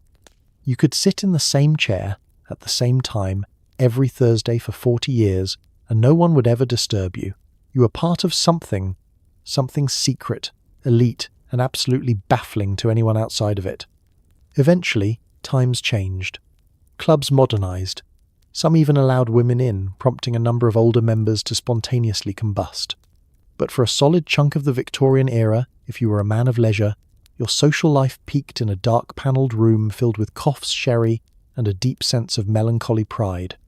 Men's clubs, where the carpets were thick, the windows were thin, and the emotional availability was non-existent. A monument to masculine avoidance, served with a side of Stilton and warm gin. The Victorian ghost story was an art. You sat around the fireplace while someone whispered about spectral governesses and haunted doorknobs.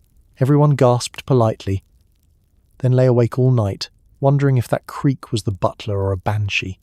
It's the dead of night. The fire crackles, the lamp is low, you're in someone's country house, wearing bedclothes that would qualify as formal wear by modern standards. A clock ticks ominously in the corner, and a draught slips through the drawing room like a ghost with unresolved paperwork. The room smells of wood smoke, damp carpet, and unspoken family trauma. The perfect time for a ghost story. Victorian society loved being terrified, in a very specific, very repressed sort of way. The setting had to be right. Dim lighting, a faint sense of existential dread, and at least one elderly aunt knitting ominously in the corner. Someone would begin, usually with the phrase, "This is a true account," which was Victorian for, "I'm about to lie, and you're going to love it." The tale might involve a tragic governess who vanished without a trace, a mirror that showed your death, or a child who kept drawing pictures of an invisible friend named the Hollow Man. You know, festive things. The best ghost stories had rules. There had to be a build-up, none of this jump scare nonsense. It had to be slow, creeping, and full of unnaturally long silences. The storyteller would lower their voice just enough that everyone had to lean in. The candle would flicker at the exact right moment, as if in on the bit, and someone, always someone, would drop a spoon or cough, causing half the room to shriek and blame the cat. Victorian ghosts weren't flashy. They didn't chase you down the stairs or explode out of the wall. They lingered, they wept. They tapped on windows and appeared in foggy reflections. They wrote cryptic messages in the condensation and moaned softly from the linen cupboard. A Victorian haunting was less poltergeist and more passive-aggressive cousin who died in 1812 but still wants attention. Children, of course, were absolutely traumatized, but that was part of the point. It built character. Plus, you couldn't exactly get up and leave. Not in a room full of adults sipping sherry and pretending not to clutch their crucifixes. You just sat there, frozen in a blanket, hoping no one noticed the pale figure standing behind the piano. And of course, everyone denied being scared. That was key. You'd laugh nervously and say things like, "How delightfully silly," while quietly rearranging the chairs so you didn't have to sleep facing the mirror. The next morning, everyone would pretend they slept perfectly fine, despite the bags under their eyes, the smell of burned lavender sachets, and the fact that 3 people swore they heard footsteps on the roof. Ghost stories became so popular they were practically a literary genre. Writers like M.R. James, Sheridan Le Fanu, and Charlotte Riddell made entire careers out of unsettling the public. Newspapers published Christmas ghost stories, because nothing says happy holidays like the cold dead hand of a Victorian widow reaching out of a well. Even Queen Victoria herself reportedly enjoyed a ghost story now and then, though it's unclear how she responded to tales involving moaning banshees or haunted sideboards, probably with polite horror and a footnote for the Royal Archives. And when the story was over, the spectre laid to rest, the final candle snuffed, everyone would shuffle off to bed with forced casualness. You'd climb into a creaky 4-poster bed, wrap yourself in 12 pounds of wool, and stare at the ceiling wondering if that sound in the hallway was the wind, or something worse. Victorian ghost stories, designed to scare you half to death, then leave you lying awake, pretending to be asleep. Just like everyone else in the house. Even the ones who weren't alive. Victorian families dabbled in home chemistry, trying to grow crystals or create minor explosions using ingredients from under the sink. If your house didn't smell faintly of phosphorus and regret, were you even trying? It's a rainy afternoon and the children are restless. There's no television, no iPads, and the puppet show ended in trauma. So what do you do to pass the time? Obviously, you open a book called The Boy's Own Chemical Amusements and start combining household chemicals with blind optimism and zero safety protocols. Because nothing says wholesome Victorian family fun like amateur pyrotechnics and mercury fumes. You gather your supplies, a spoon, a jam jar, some sulphur you definitely shouldn't have, and instructions that are equal parts alchemy and reckless poetry. Your youngest sibling is acting as a lab assistant, mostly by holding things and asking if this is going to kill the cat. You assure them that it probably won't. The experiment begins. Perhaps you're growing crystals. A classic. The book promises beautiful blue structures if you mix copper sulfate and water and leave it alone for a few days. Naturally, you add more copper sulfate because patience is for the weak, and now the windows are fogging up and the cat has left the room voluntarily for the first time in months.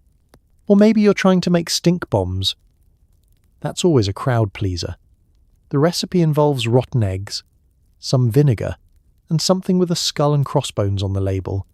A small explosion later, the parlor smells like a cursed bog, and your mother is screaming into a lace handkerchief. Congratulations, you've invented science and also a reason to never host again. Victorian science was a peculiar mix of fascination and danger. Chemistry sets were marketed to children with 0 warnings, detailed instructions on making fireworks, and an encouraging tone that can only be described as enthusiastically negligent. You were expected to learn through experimentation, and if that meant charring a few eyebrows along the way, so be it. Families took this very seriously. You'd gather in the drawing room, lace curtains pulled back for ventilation, occasionally, and set up what looked like a satanic tea party. And an alarming number of open flames. The goal? Enlightenment. The risk? Casual arson. Fathers would lean in, puffing on a pipe dangerously close to the potassium nitrate, nodding sagely while muttering, very educational. Mothers hovered nearby with the family Bible and a damp rag, just in case anything started glowing unexpectedly. Children took notes, asked questions, and occasionally passed out from inhaling something that came in a tin labelled, "Not inhale." Some households built entire science cabinets, full of mysterious bottles and half-melted glassware. Others stuck to the basics, making invisible ink, magnetizing spoons, or trying to turn pennies into gold using nothing but lemon juice and misplaced optimism. And yes, sometimes things exploded. A minor boom in the dining room wasn't just tolerated, it was expected. A scorched tablecloth was proof of intellectual engagement. A missing eyebrow? A badge of honor. The real danger wasn't the chemicals, it was letting the neighbouring family one-up you with a more impressive geyser of smoke and regret. But it wasn't all chaos. These little disasters were part of a larger movement. The Victorian obsession with progress. Science was the future. Discovery was fashionable. Learning, even in the form of semi-legal home experiments, was noble, provided you still wore your cravat while doing it. Eventually, the Victorian home lab fell out of favour, thanks to evolving safety standards and the invention of, well, better things to do. But for one glorious sooty era, science was not confined to universities or labs. It was right there in the parlour, bubbling ominously in a teacup next to your aunt's embroidery. Home science, dangerous, smelly, and deeply respectable. Because nothing says Victorian entertainment quite like educational combustion in a room full of flammable furniture. Tonight's entertainment? Touching someone's skull and deciding if they're generous, murderous, or just boring. Phrenology was the science of bump reading, and it was wildly popular. If your host offered a reading, you smiled and tried not to flinch. The year is 1854. You've been invited to a soirée which you hoped would involve music or brandy or even a decent game of cards. But instead, you're in a gaslit drawing room with a man named Professor Humbert Tiddlewick, who is slowly running his fingers over your scalp while declaring, with absolute certainty, that you lack maternal instinct and probably enjoy stealing small objects. Welcome to the bizarre and awkward world of phrenology, a Victorian pastime that combines pseudoscience, polite judgment, and a healthy dose of social discomfort. It was, essentially, the personality quiz of the 19th century. Except instead of checking boxes on a BuzzFeed list, someone palpated your head while your aunt looked on in quiet horror. The basic idea was this. The human brain was divided into dozens of regions, each responsible for a different trait: courage, cruelty, benevolence, punctuality, fondness for dogs, etc. And these mental faculties supposedly cause the skull to develop bumps in the corresponding areas. A skilled phrenologist could run their fingers across your head like they were reading Braille and tell you whether you'd make a good accountant or a serial killer. It was part party trick, part life consultation, and 100% nonsense. People loved it. Particularly middle-class Victorians, who were obsessed with self-improvement and absolutely adored being analysed in public. A phrenology party meant pulling up a chair, removing your hat and dignity, and letting someone chart your destiny with a set of measuring calipers and very strong opinions. You might sit quietly while the phrenologist muttered things like, "Yes, pronounced occipital ridge, likely to be morally rigid and bad at croquet." Then he'd make a small mark on your skull map, a real printed diagram of the human head sectioned off like a cheese board from the underworld, and move on to the next poor soul. For hosts, it was a chance to dazzle.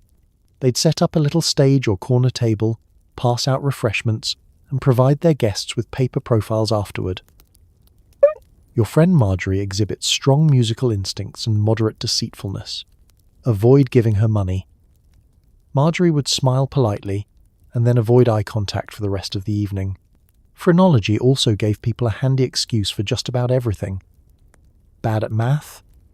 Not your fault, small calculation bump. Chronically late? Blame the underdeveloped time faculty. Obsessed with collecting ferns? Clearly overactive organ of acquisitiveness.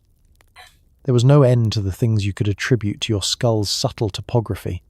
And naturally, like many Victorian pastimes, it also veered into dark and questionable territory. Phrenology was often used to justify classism, sexism, and yes, even racism. People claimed certain skull shapes indicated moral superiority or criminal tendencies, which, surprise, usually aligned with whatever the speaker already believed. It was a parlour game with some very problematic undertones. Still, it stuck around for decades. Phrenology busts, porcelain heads with neatly labelled sections, became standard home decor. People carried their phrenological profiles like calling cards. Some even chose careers based on their skull readings. If your language region was prominent, you were destined for law. If your destructiveness bump throbbed, metaphorically, perhaps a career in dentistry. Eventually, science caught up and called complete nonsense. The brain doesn't actually push out little bump signals, and your skull is not a GPS for your soul. But that didn't stop the Victorians from fondling foreheads at dinner parties and loudly declaring that Uncle Horace had thieving temples. Phrenology parties, part social science, part seance, part deeply invasive scalp massage. Because if you weren't poking someone's head and judging their moral fibre over tea and sponge cake, were you really Victorian? Art appreciation meant standing silently for 45 minutes in front of a painting of a man on a horse. You didn't say what you thought, you said what you ought to think. It was emotional poker in corsets and monocles. You're at the gallery. Your shoes are pinching, your cravat is slightly too tight, and you've been staring at the same oil painting for so long that the man on the horse now looks personally offended. This is art appreciation. Victorian style. A game of patience, posture, and subtle competition disguised as culture. The room is quiet, not reverent quiet, but socially pressured quiet. The kind that says, do not sneeze, do not cough, do not accidentally reveal that you don't know who painted this or why his horse looks like it just saw a ghost. Around you, men with waxed moustaches and women wearing 12 pounds of skirt fabric murmur things like, "Ah." Such use of shadow, and one sees the sorrow of empire in his gaze. You nod, though what you actually see is a man with oddly small hands and a horse that might be judging you. Art appreciation was serious business in the Victorian era. Visiting a gallery was considered not only respectable but improving, arty, like eating boiled cabbage. But for the soul, you weren't just looking at art. You were cultivating taste, which meant reacting to a dramatic portrait of a woman holding a dead pheasant with the same intensity you might reserve for spiritual revelation or mild indigestion. Of course, it wasn't about liking the art. No. Liking was vulgar. Instead, you appreciated it, a word that covered everything from genuine admiration to quietly enduring 90 minutes in front of a Flemish depiction of agricultural suffering. You weren't there for fun. You were there to suffer correctly. Every gallery visit followed a pattern.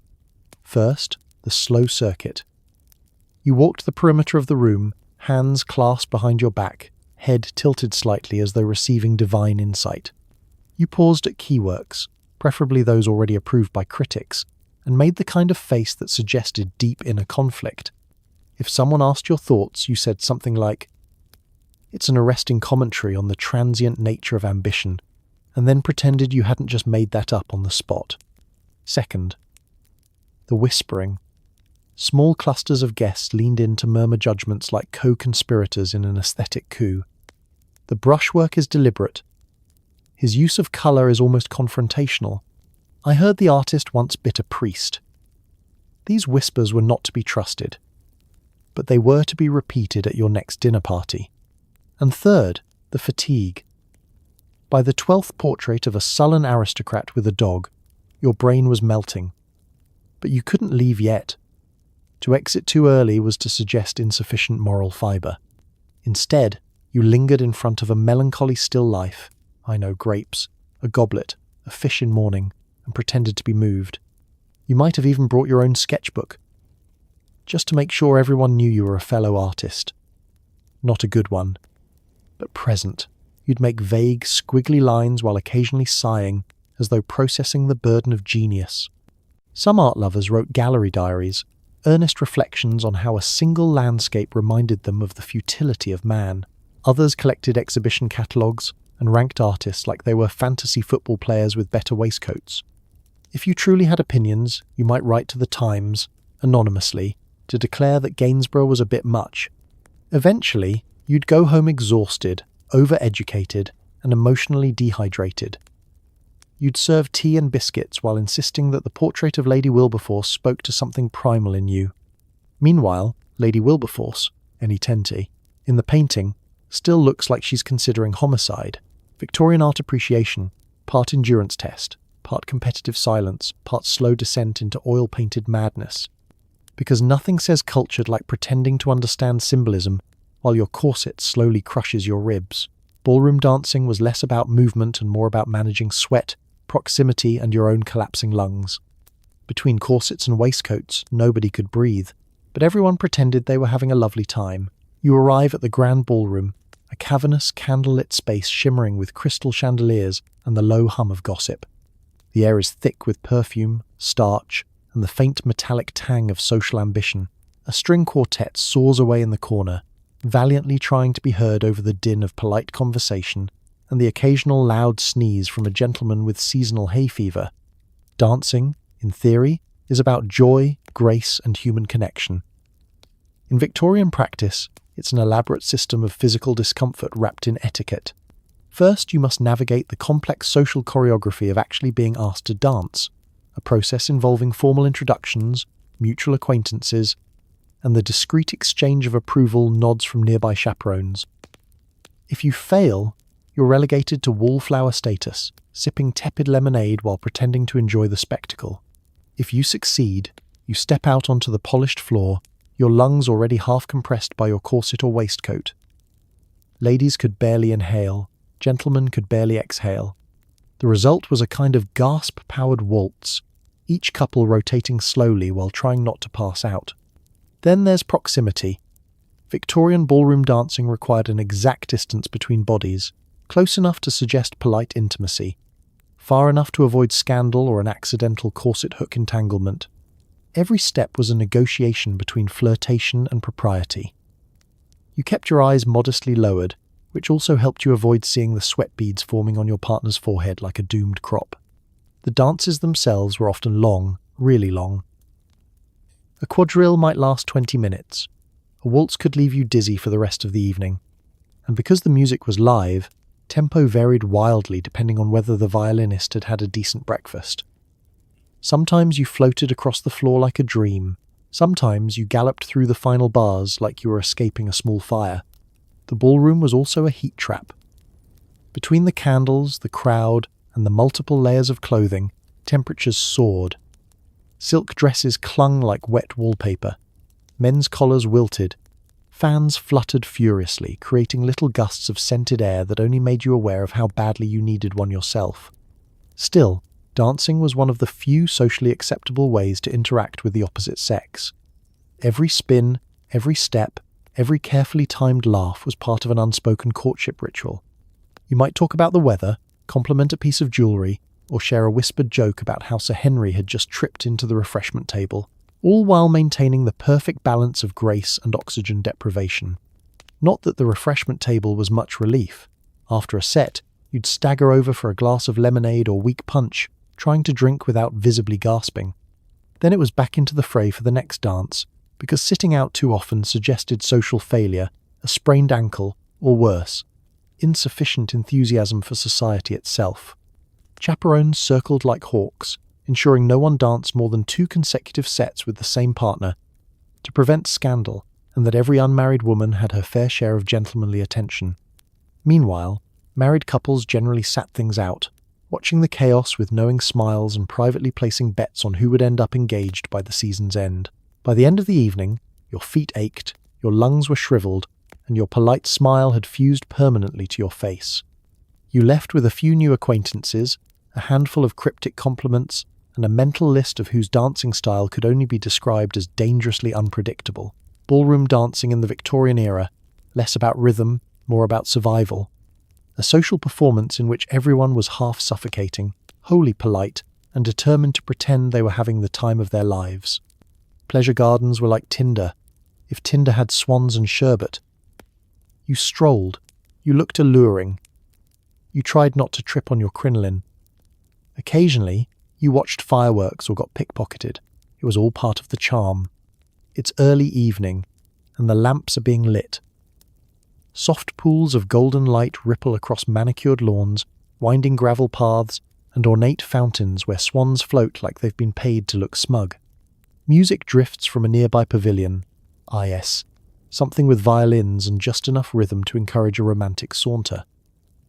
You adjust your hat at a careful angle, smooth your gloves, and step into the crowd. The Victorian pleasure garden was part park, part fairground, part mildly scandalous social experiment. You didn't come here for exercise, heaven forbid.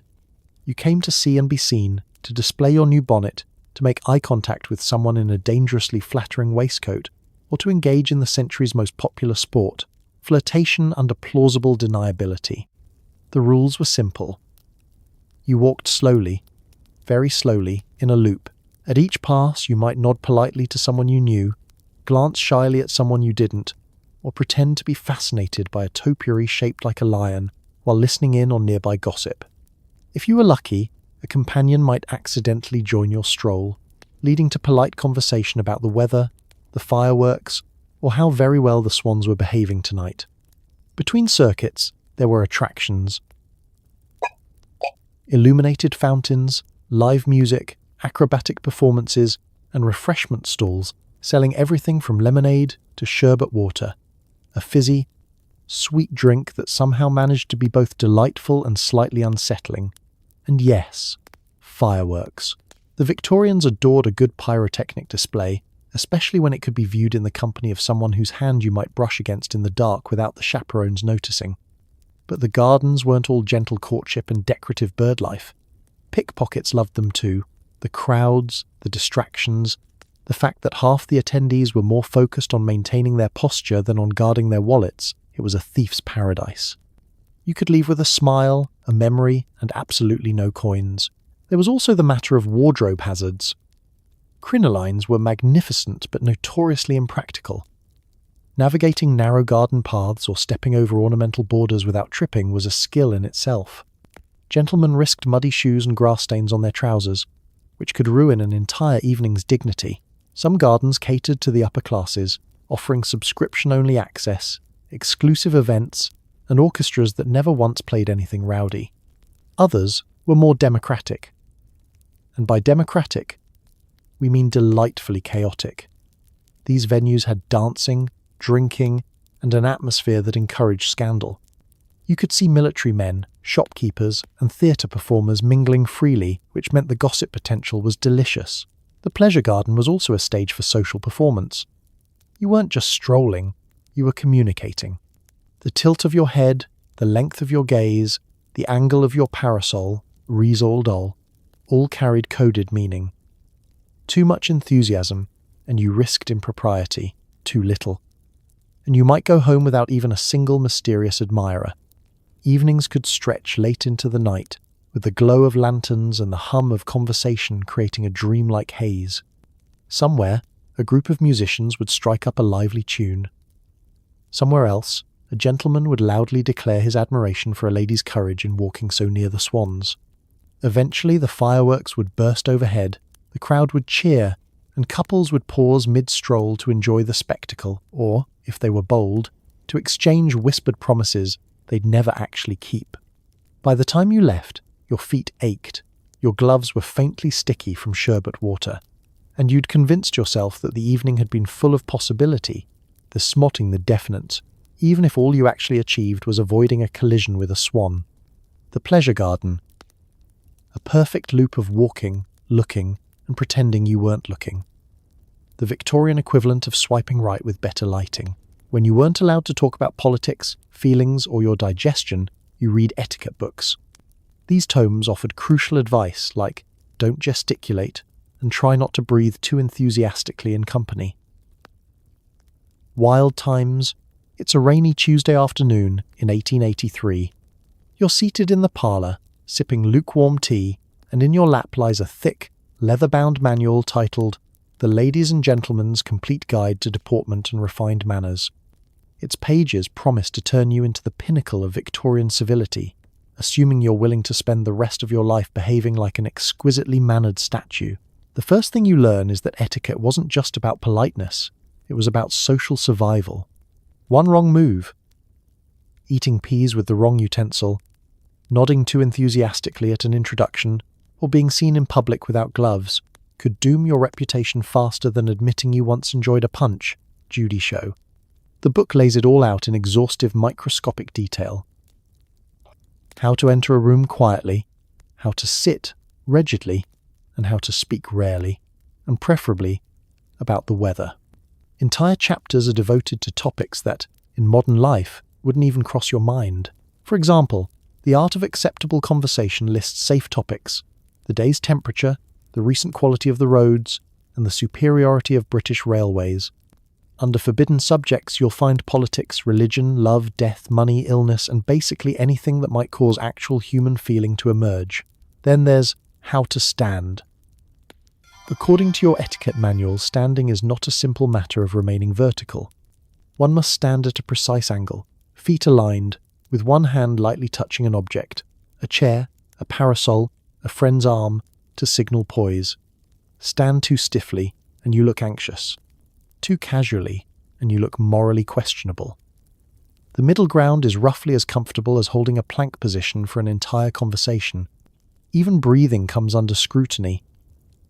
Ladies, the book warns, should avoid unseemly expansions of the chest in company. Gentlemen are advised to keep their exhalations subtle, lest they distract from the conversation's refinement. The Etiquette book also serves as a terrifying checklist for visiting others' homes. You must knock exactly 3 times before entering. Never 4, aggressive, or 2, flippant.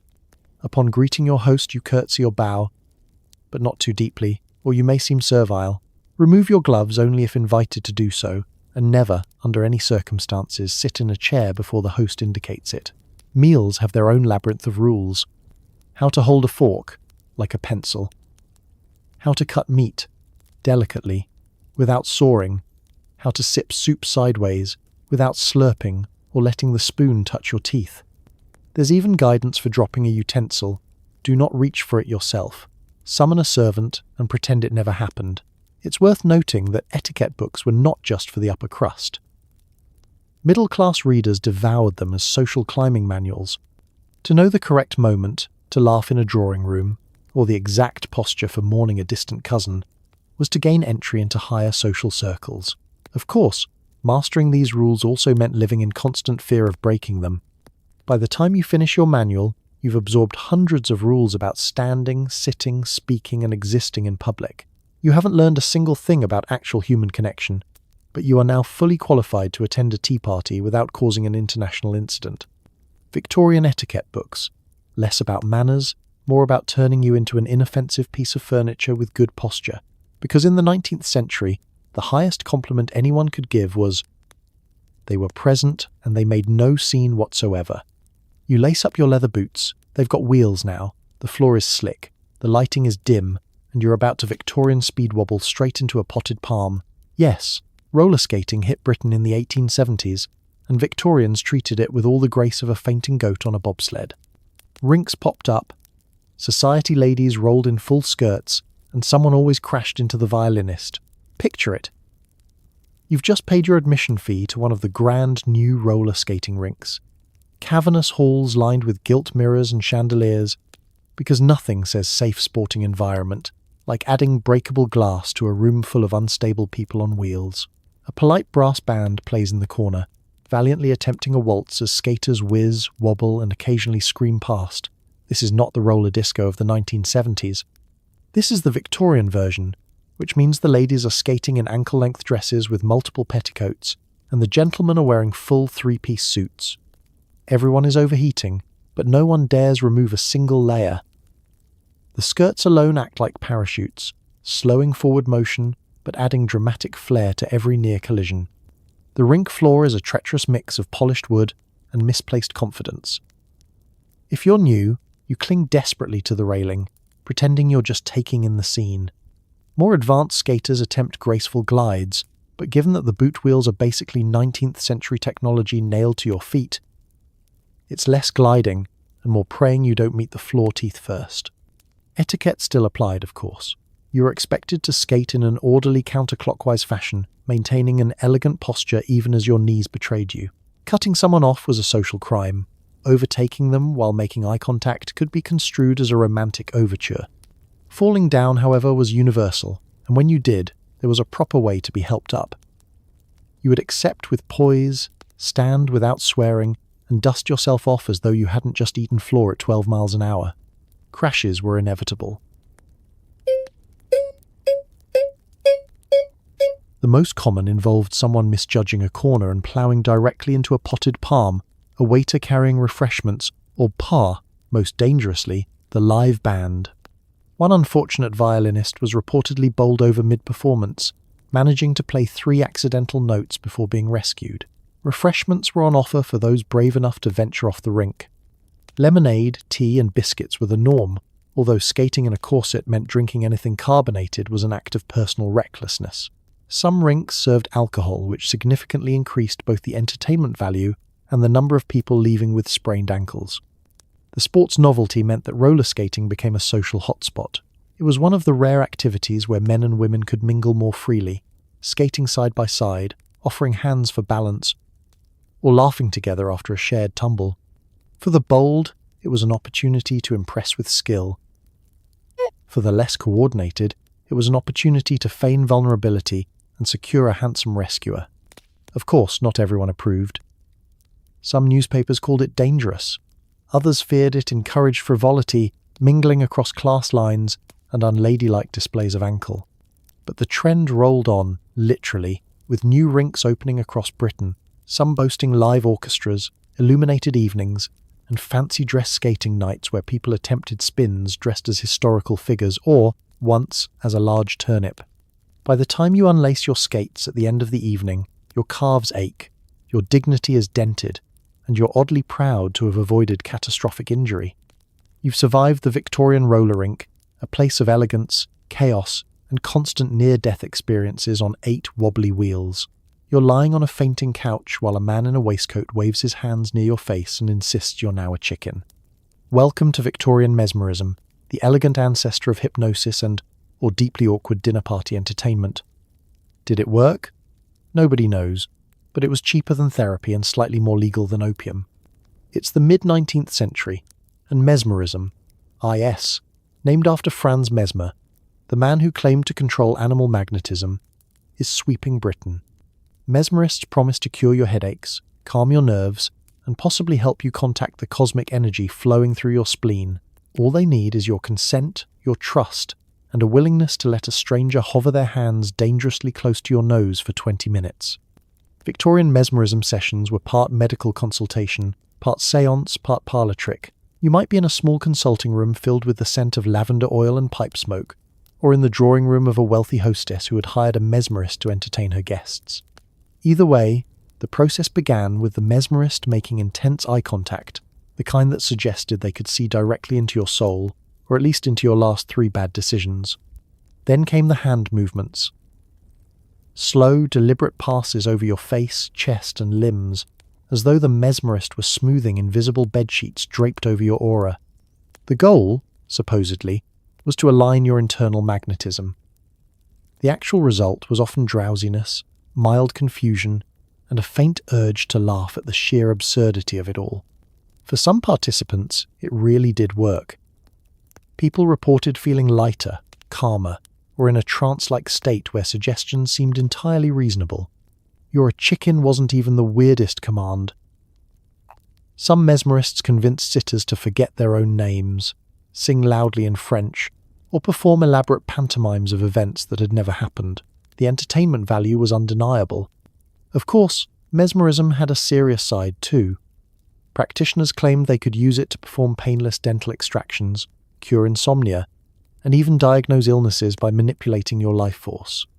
This, unsurprisingly, caused the medical establishment to foam at the mouth. Doctors dismissed mesmerism as quackery, while mesmerists accused doctors of being jealous they hadn't thought of it first. The craze filtered into social life in strange ways. It became a popular form of holiday amusement. Dinner parties might end with everyone crowding around as a mesmerist attempted to put the shy cousin into a trance. Christmas gatherings could include demonstrations between rounds of charades, and if no professional mesmerist was available, an amateur might step up, having read just enough about the technique to accidentally hypnotize themselves instead. Naturally, mesmerism also became entangled with Victorian romance. The idea of a dashing gentleman locking eyes with you and controlling your mind was ripe for both fantasy and scandal. Young women who fell into trances in public risked their reputations, while some men used mesmerism as a dubious courtship technique, not unlike the modern. Not everyone was charmed.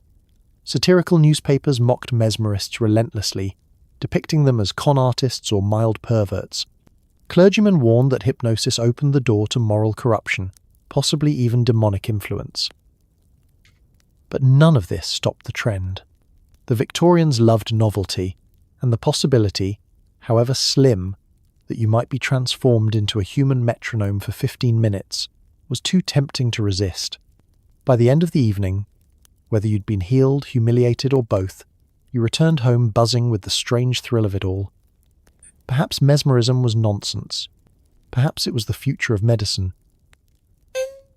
Or perhaps, like most Victorian pastimes, It was simply another excuse to gather in a drawing room and do something slightly ridiculous in very formal clothing. Mesmerism. Part science, part showmanship, entirely unforgettable, especially if you were the one flapping your arms while clucking at the holiday table. It's Fawkes Night. You're in a damp field. Someone hands you a Roman candle made from hope and loose sulphur.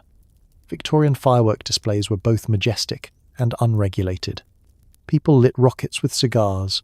Children hurled sparklers like javelins, and if you still had eyebrows the next day, it was considered a rousing success. The Victorian love of fireworks was a mix of patriotism, pyromania, and social obligation. Fawkes Night, celebrating the failed gunpowder plot of 1605, had evolved into an annual excuse to set things on fire in the name of civic virtue. Bonfires roared, effigies burned, and the night sky erupted in showers of sparks, a sort of explosive moral lecture. See what happens when you mess with Parliament. Your evening begins with the lighting of the bonfire, usually built from an unholy mixture of timber, furniture past its prime, and anything else that would burn. This was less a tidy suburban display and more a semi-controlled inferno. Children in wool coats dart dangerously close to the flames, occasionally tripping over discarded barrels or their own enthusiasm. Meanwhile, the fireworks are set up, often by men who have had exactly 2 ales, too many, and whose entire safety plan consists of stand back a bit. Rockets are balanced in bottles, Catherine wheels are nailed to posts, and a stray dog inevitably wanders through the setup moments before ignition. Once darkness settles, the chaos begins. Roman candles erupt sideways into the crowd. A rocket launches, takes a sharp left turn, and disappears behind a row of terraced houses, prompting a small fire and a much larger cheer. Sparklers, long, burning sticks of potential regret, are handed to children, who immediately use them for impromptu fencing matches. There's no choreography, no countdowns, and certainly no safety barriers. Displays are a spontaneous, anarchic mix of colour and noise, punctuated by the occasional scream when someone's bonnet catches a stray ember. You, as a participant, spend the night torn between awe at the shimmering patterns in the sky and the distinct smell of your own singed overcoat. The bigger towns put on grander shows, often organised by local councils or wealthy benefactors who hired pyrotechnicians, a job title that at the time meant someone with a lighter and a strong sense of optimism. These spectacles might include elaborate set pieces, fiery portraits of the Queen, spinning wheels of light, or scripted sequences telling the story of the gunpowder plot in bright, exploding dots. Of course, telling the story usually involved blowing something up in the general direction of a painted backdrop, but Fawkes wasn't the only excuse for fireworks. Victorians also lit the skies for royal events, military victories, and the opening of new railway stations. Each occasion was marked with the same mix of beauty and peril. Fireworks sellers thrived, offering everything from serpents, small fizzing tubes, to mortars big enough to alarm passing wildlife. The social aspect was just as important as the explosions. Firework nights brought whole communities together, families, neighbours, petty rivals, all standing shoulder to shoulder in the cold, their faces lit by flickering flames. Gossip mingled with gunpowder smoke. Courtships began in the glow of Roman candles. Long-standing grudges were briefly forgotten, unless, of course, you accidentally aimed a firecracker at your neighbour's fence. By the end of the night, the bonfire is a heap of glowing embers. The air smells of burnt wood, damp grass, and victory. You trudge home, coat singed, ears ringing, and heart still pounding from the combination of noise, danger, and sheer wonder.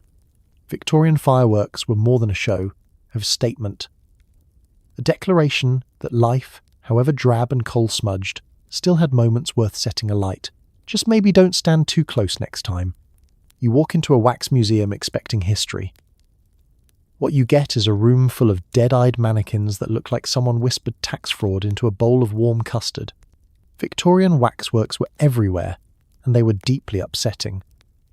Queen Victoria always looked slightly suspicious. Napoleon looked like he'd seen some things.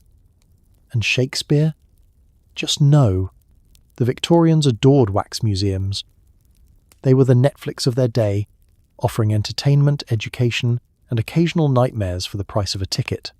The most famous, of course, was Madame Tussauds in London, where visitors could stroll past eerily lifelike replicas of royalty, celebrities, and famous criminals, all rendered in uncanny wax. The craftsmanship was impressive, but there was always something slightly wrong. Eyes too glassy, skin too smooth, a faint sense that they'd move if you turned your back. A visit usually began with the Chamber of Kings, a gallery of monarchs frozen mid-regal gesture. Their wax faces were painstakingly sculpted to capture every wrinkle, every mole, every hint of disapproval. You'd nod politely at Wax Queen Victoria, who stared at you as if you'd just eaten your scone incorrectly. Then came the Salon of the Famous, where you could stand inches away from literary giants like Dickens or Byron, only to realize the effect was less meeting a genius and more sharing an elevator with a corpse that can't stop staring. These figures were meant to inspire awe, but more often they inspired a deep desire to get back into daylight. Of course, the real draw for many was the Chamber of Horrors, a Victorian invention so iconic that even the name promised trauma. Here, wax figures depicted famous murders, executions, and assorted grisly crimes. You could see a wax guillotine mid-drop, complete with a severed wax head staring into the abyss. Not content with history's villains, curators also showcased current criminals, often adding them to the display while their trials were still in the newspapers. It was crime reporting, but with significantly more wax blood. The atmosphere in the Chamber of Horrors was thick, literally, with the smell of candle wax and damp coats, and figuratively, with a morbid curiosity shared by everyone present. Victorian visitors came for the thrill, the shock, and perhaps a little smugness that they weren't the ones immortalized as murderers in melting wax. Outside the horror, wax museums also hosted themed exhibitions. You might wander through a life-size diorama of Shakespeare's plays, complete with wax actors frozen mid-soliloquy, or see Napoleon's battlefield recreated in painstaking detail, the wax soldiers forever mid-charge. These scenes were both educational and unsettling. The Victorians didn't see it as odd to pose a wax soldier with real human hair glued to his head. You, on the other hand, might. Lighting was crucial to the mood. DATV, gas lamps casting flickering shadows across faces, making the wax figures appear to breathe ever so slightly. This was immersive Victorian theatre before theatre got CGI budgets. Children either loved it or were scarred for life. For many, the Wax Museum was their first introduction to fun that came with a free existential crisis. And yet, families returned year after year, lured by new exhibits, updated likenesses, and the irresistible combination of education and terror. Leaving a Victorian wax museum was like waking from a dream you weren't sure you wanted to have. The cold air outside felt sharper, the real people around you blessedly imperfect. The wax faces stayed behind, staring into nothing, waiting for the next visitor to wander in and wonder why everyone looked just a little too shiny. In an era before film, wax museums were as close as you could get to meeting the famous, the powerful, and the downright evil, just in a form that might haunt your dreams until you died, which, for the Victorians, was all part of the charm. A fun night out in 1888? Easy. Grab your muff, meet your guide, and join a walking tour of the exact alleyways where Jack the Ripper may have operated. That's right, Victorians turned true crime into a pastime while the crimes were still fresh. You learned the grisly details, gasped at the gore, and ended the evening with a nice pork pie and a gentle sense of unease. London at night was a world of its own. Gas lamps glowed faintly through the fog, turning everything into a shadow play. Horse hooves clattered over cobblestones, and somewhere in the distance, a drunk sang off-key. Your tour group, a mix of thrill-seeking middle-class couples, adventurous journalists, and one elderly gentleman who seems far too knowledgeable about crime scene procedures, gathers on a street corner in Whitechapel. The guide is everything you want him to be. A man in a top hat with a voice that drips theatrical dread. He knows where every body was found, every blood stain washed away, and every whispered rumour that never made it into the papers. He begins with a flourish, pointing to a darkened alley. Here, ladies and gentlemen, is where the Ripper struck on a night much like this. This is no sanitized modern walking tour with tidy maps and QR codes. This is the Victorian version, which means you might actually stumble over an unwashed constable, a stray cat, or something less pleasant. The streets still carry the smells of coal smoke, horse manure, and whatever the butcher dumped earlier that day. The guide relishes every detail, weaving in forensic facts with gossip overheard at the pub.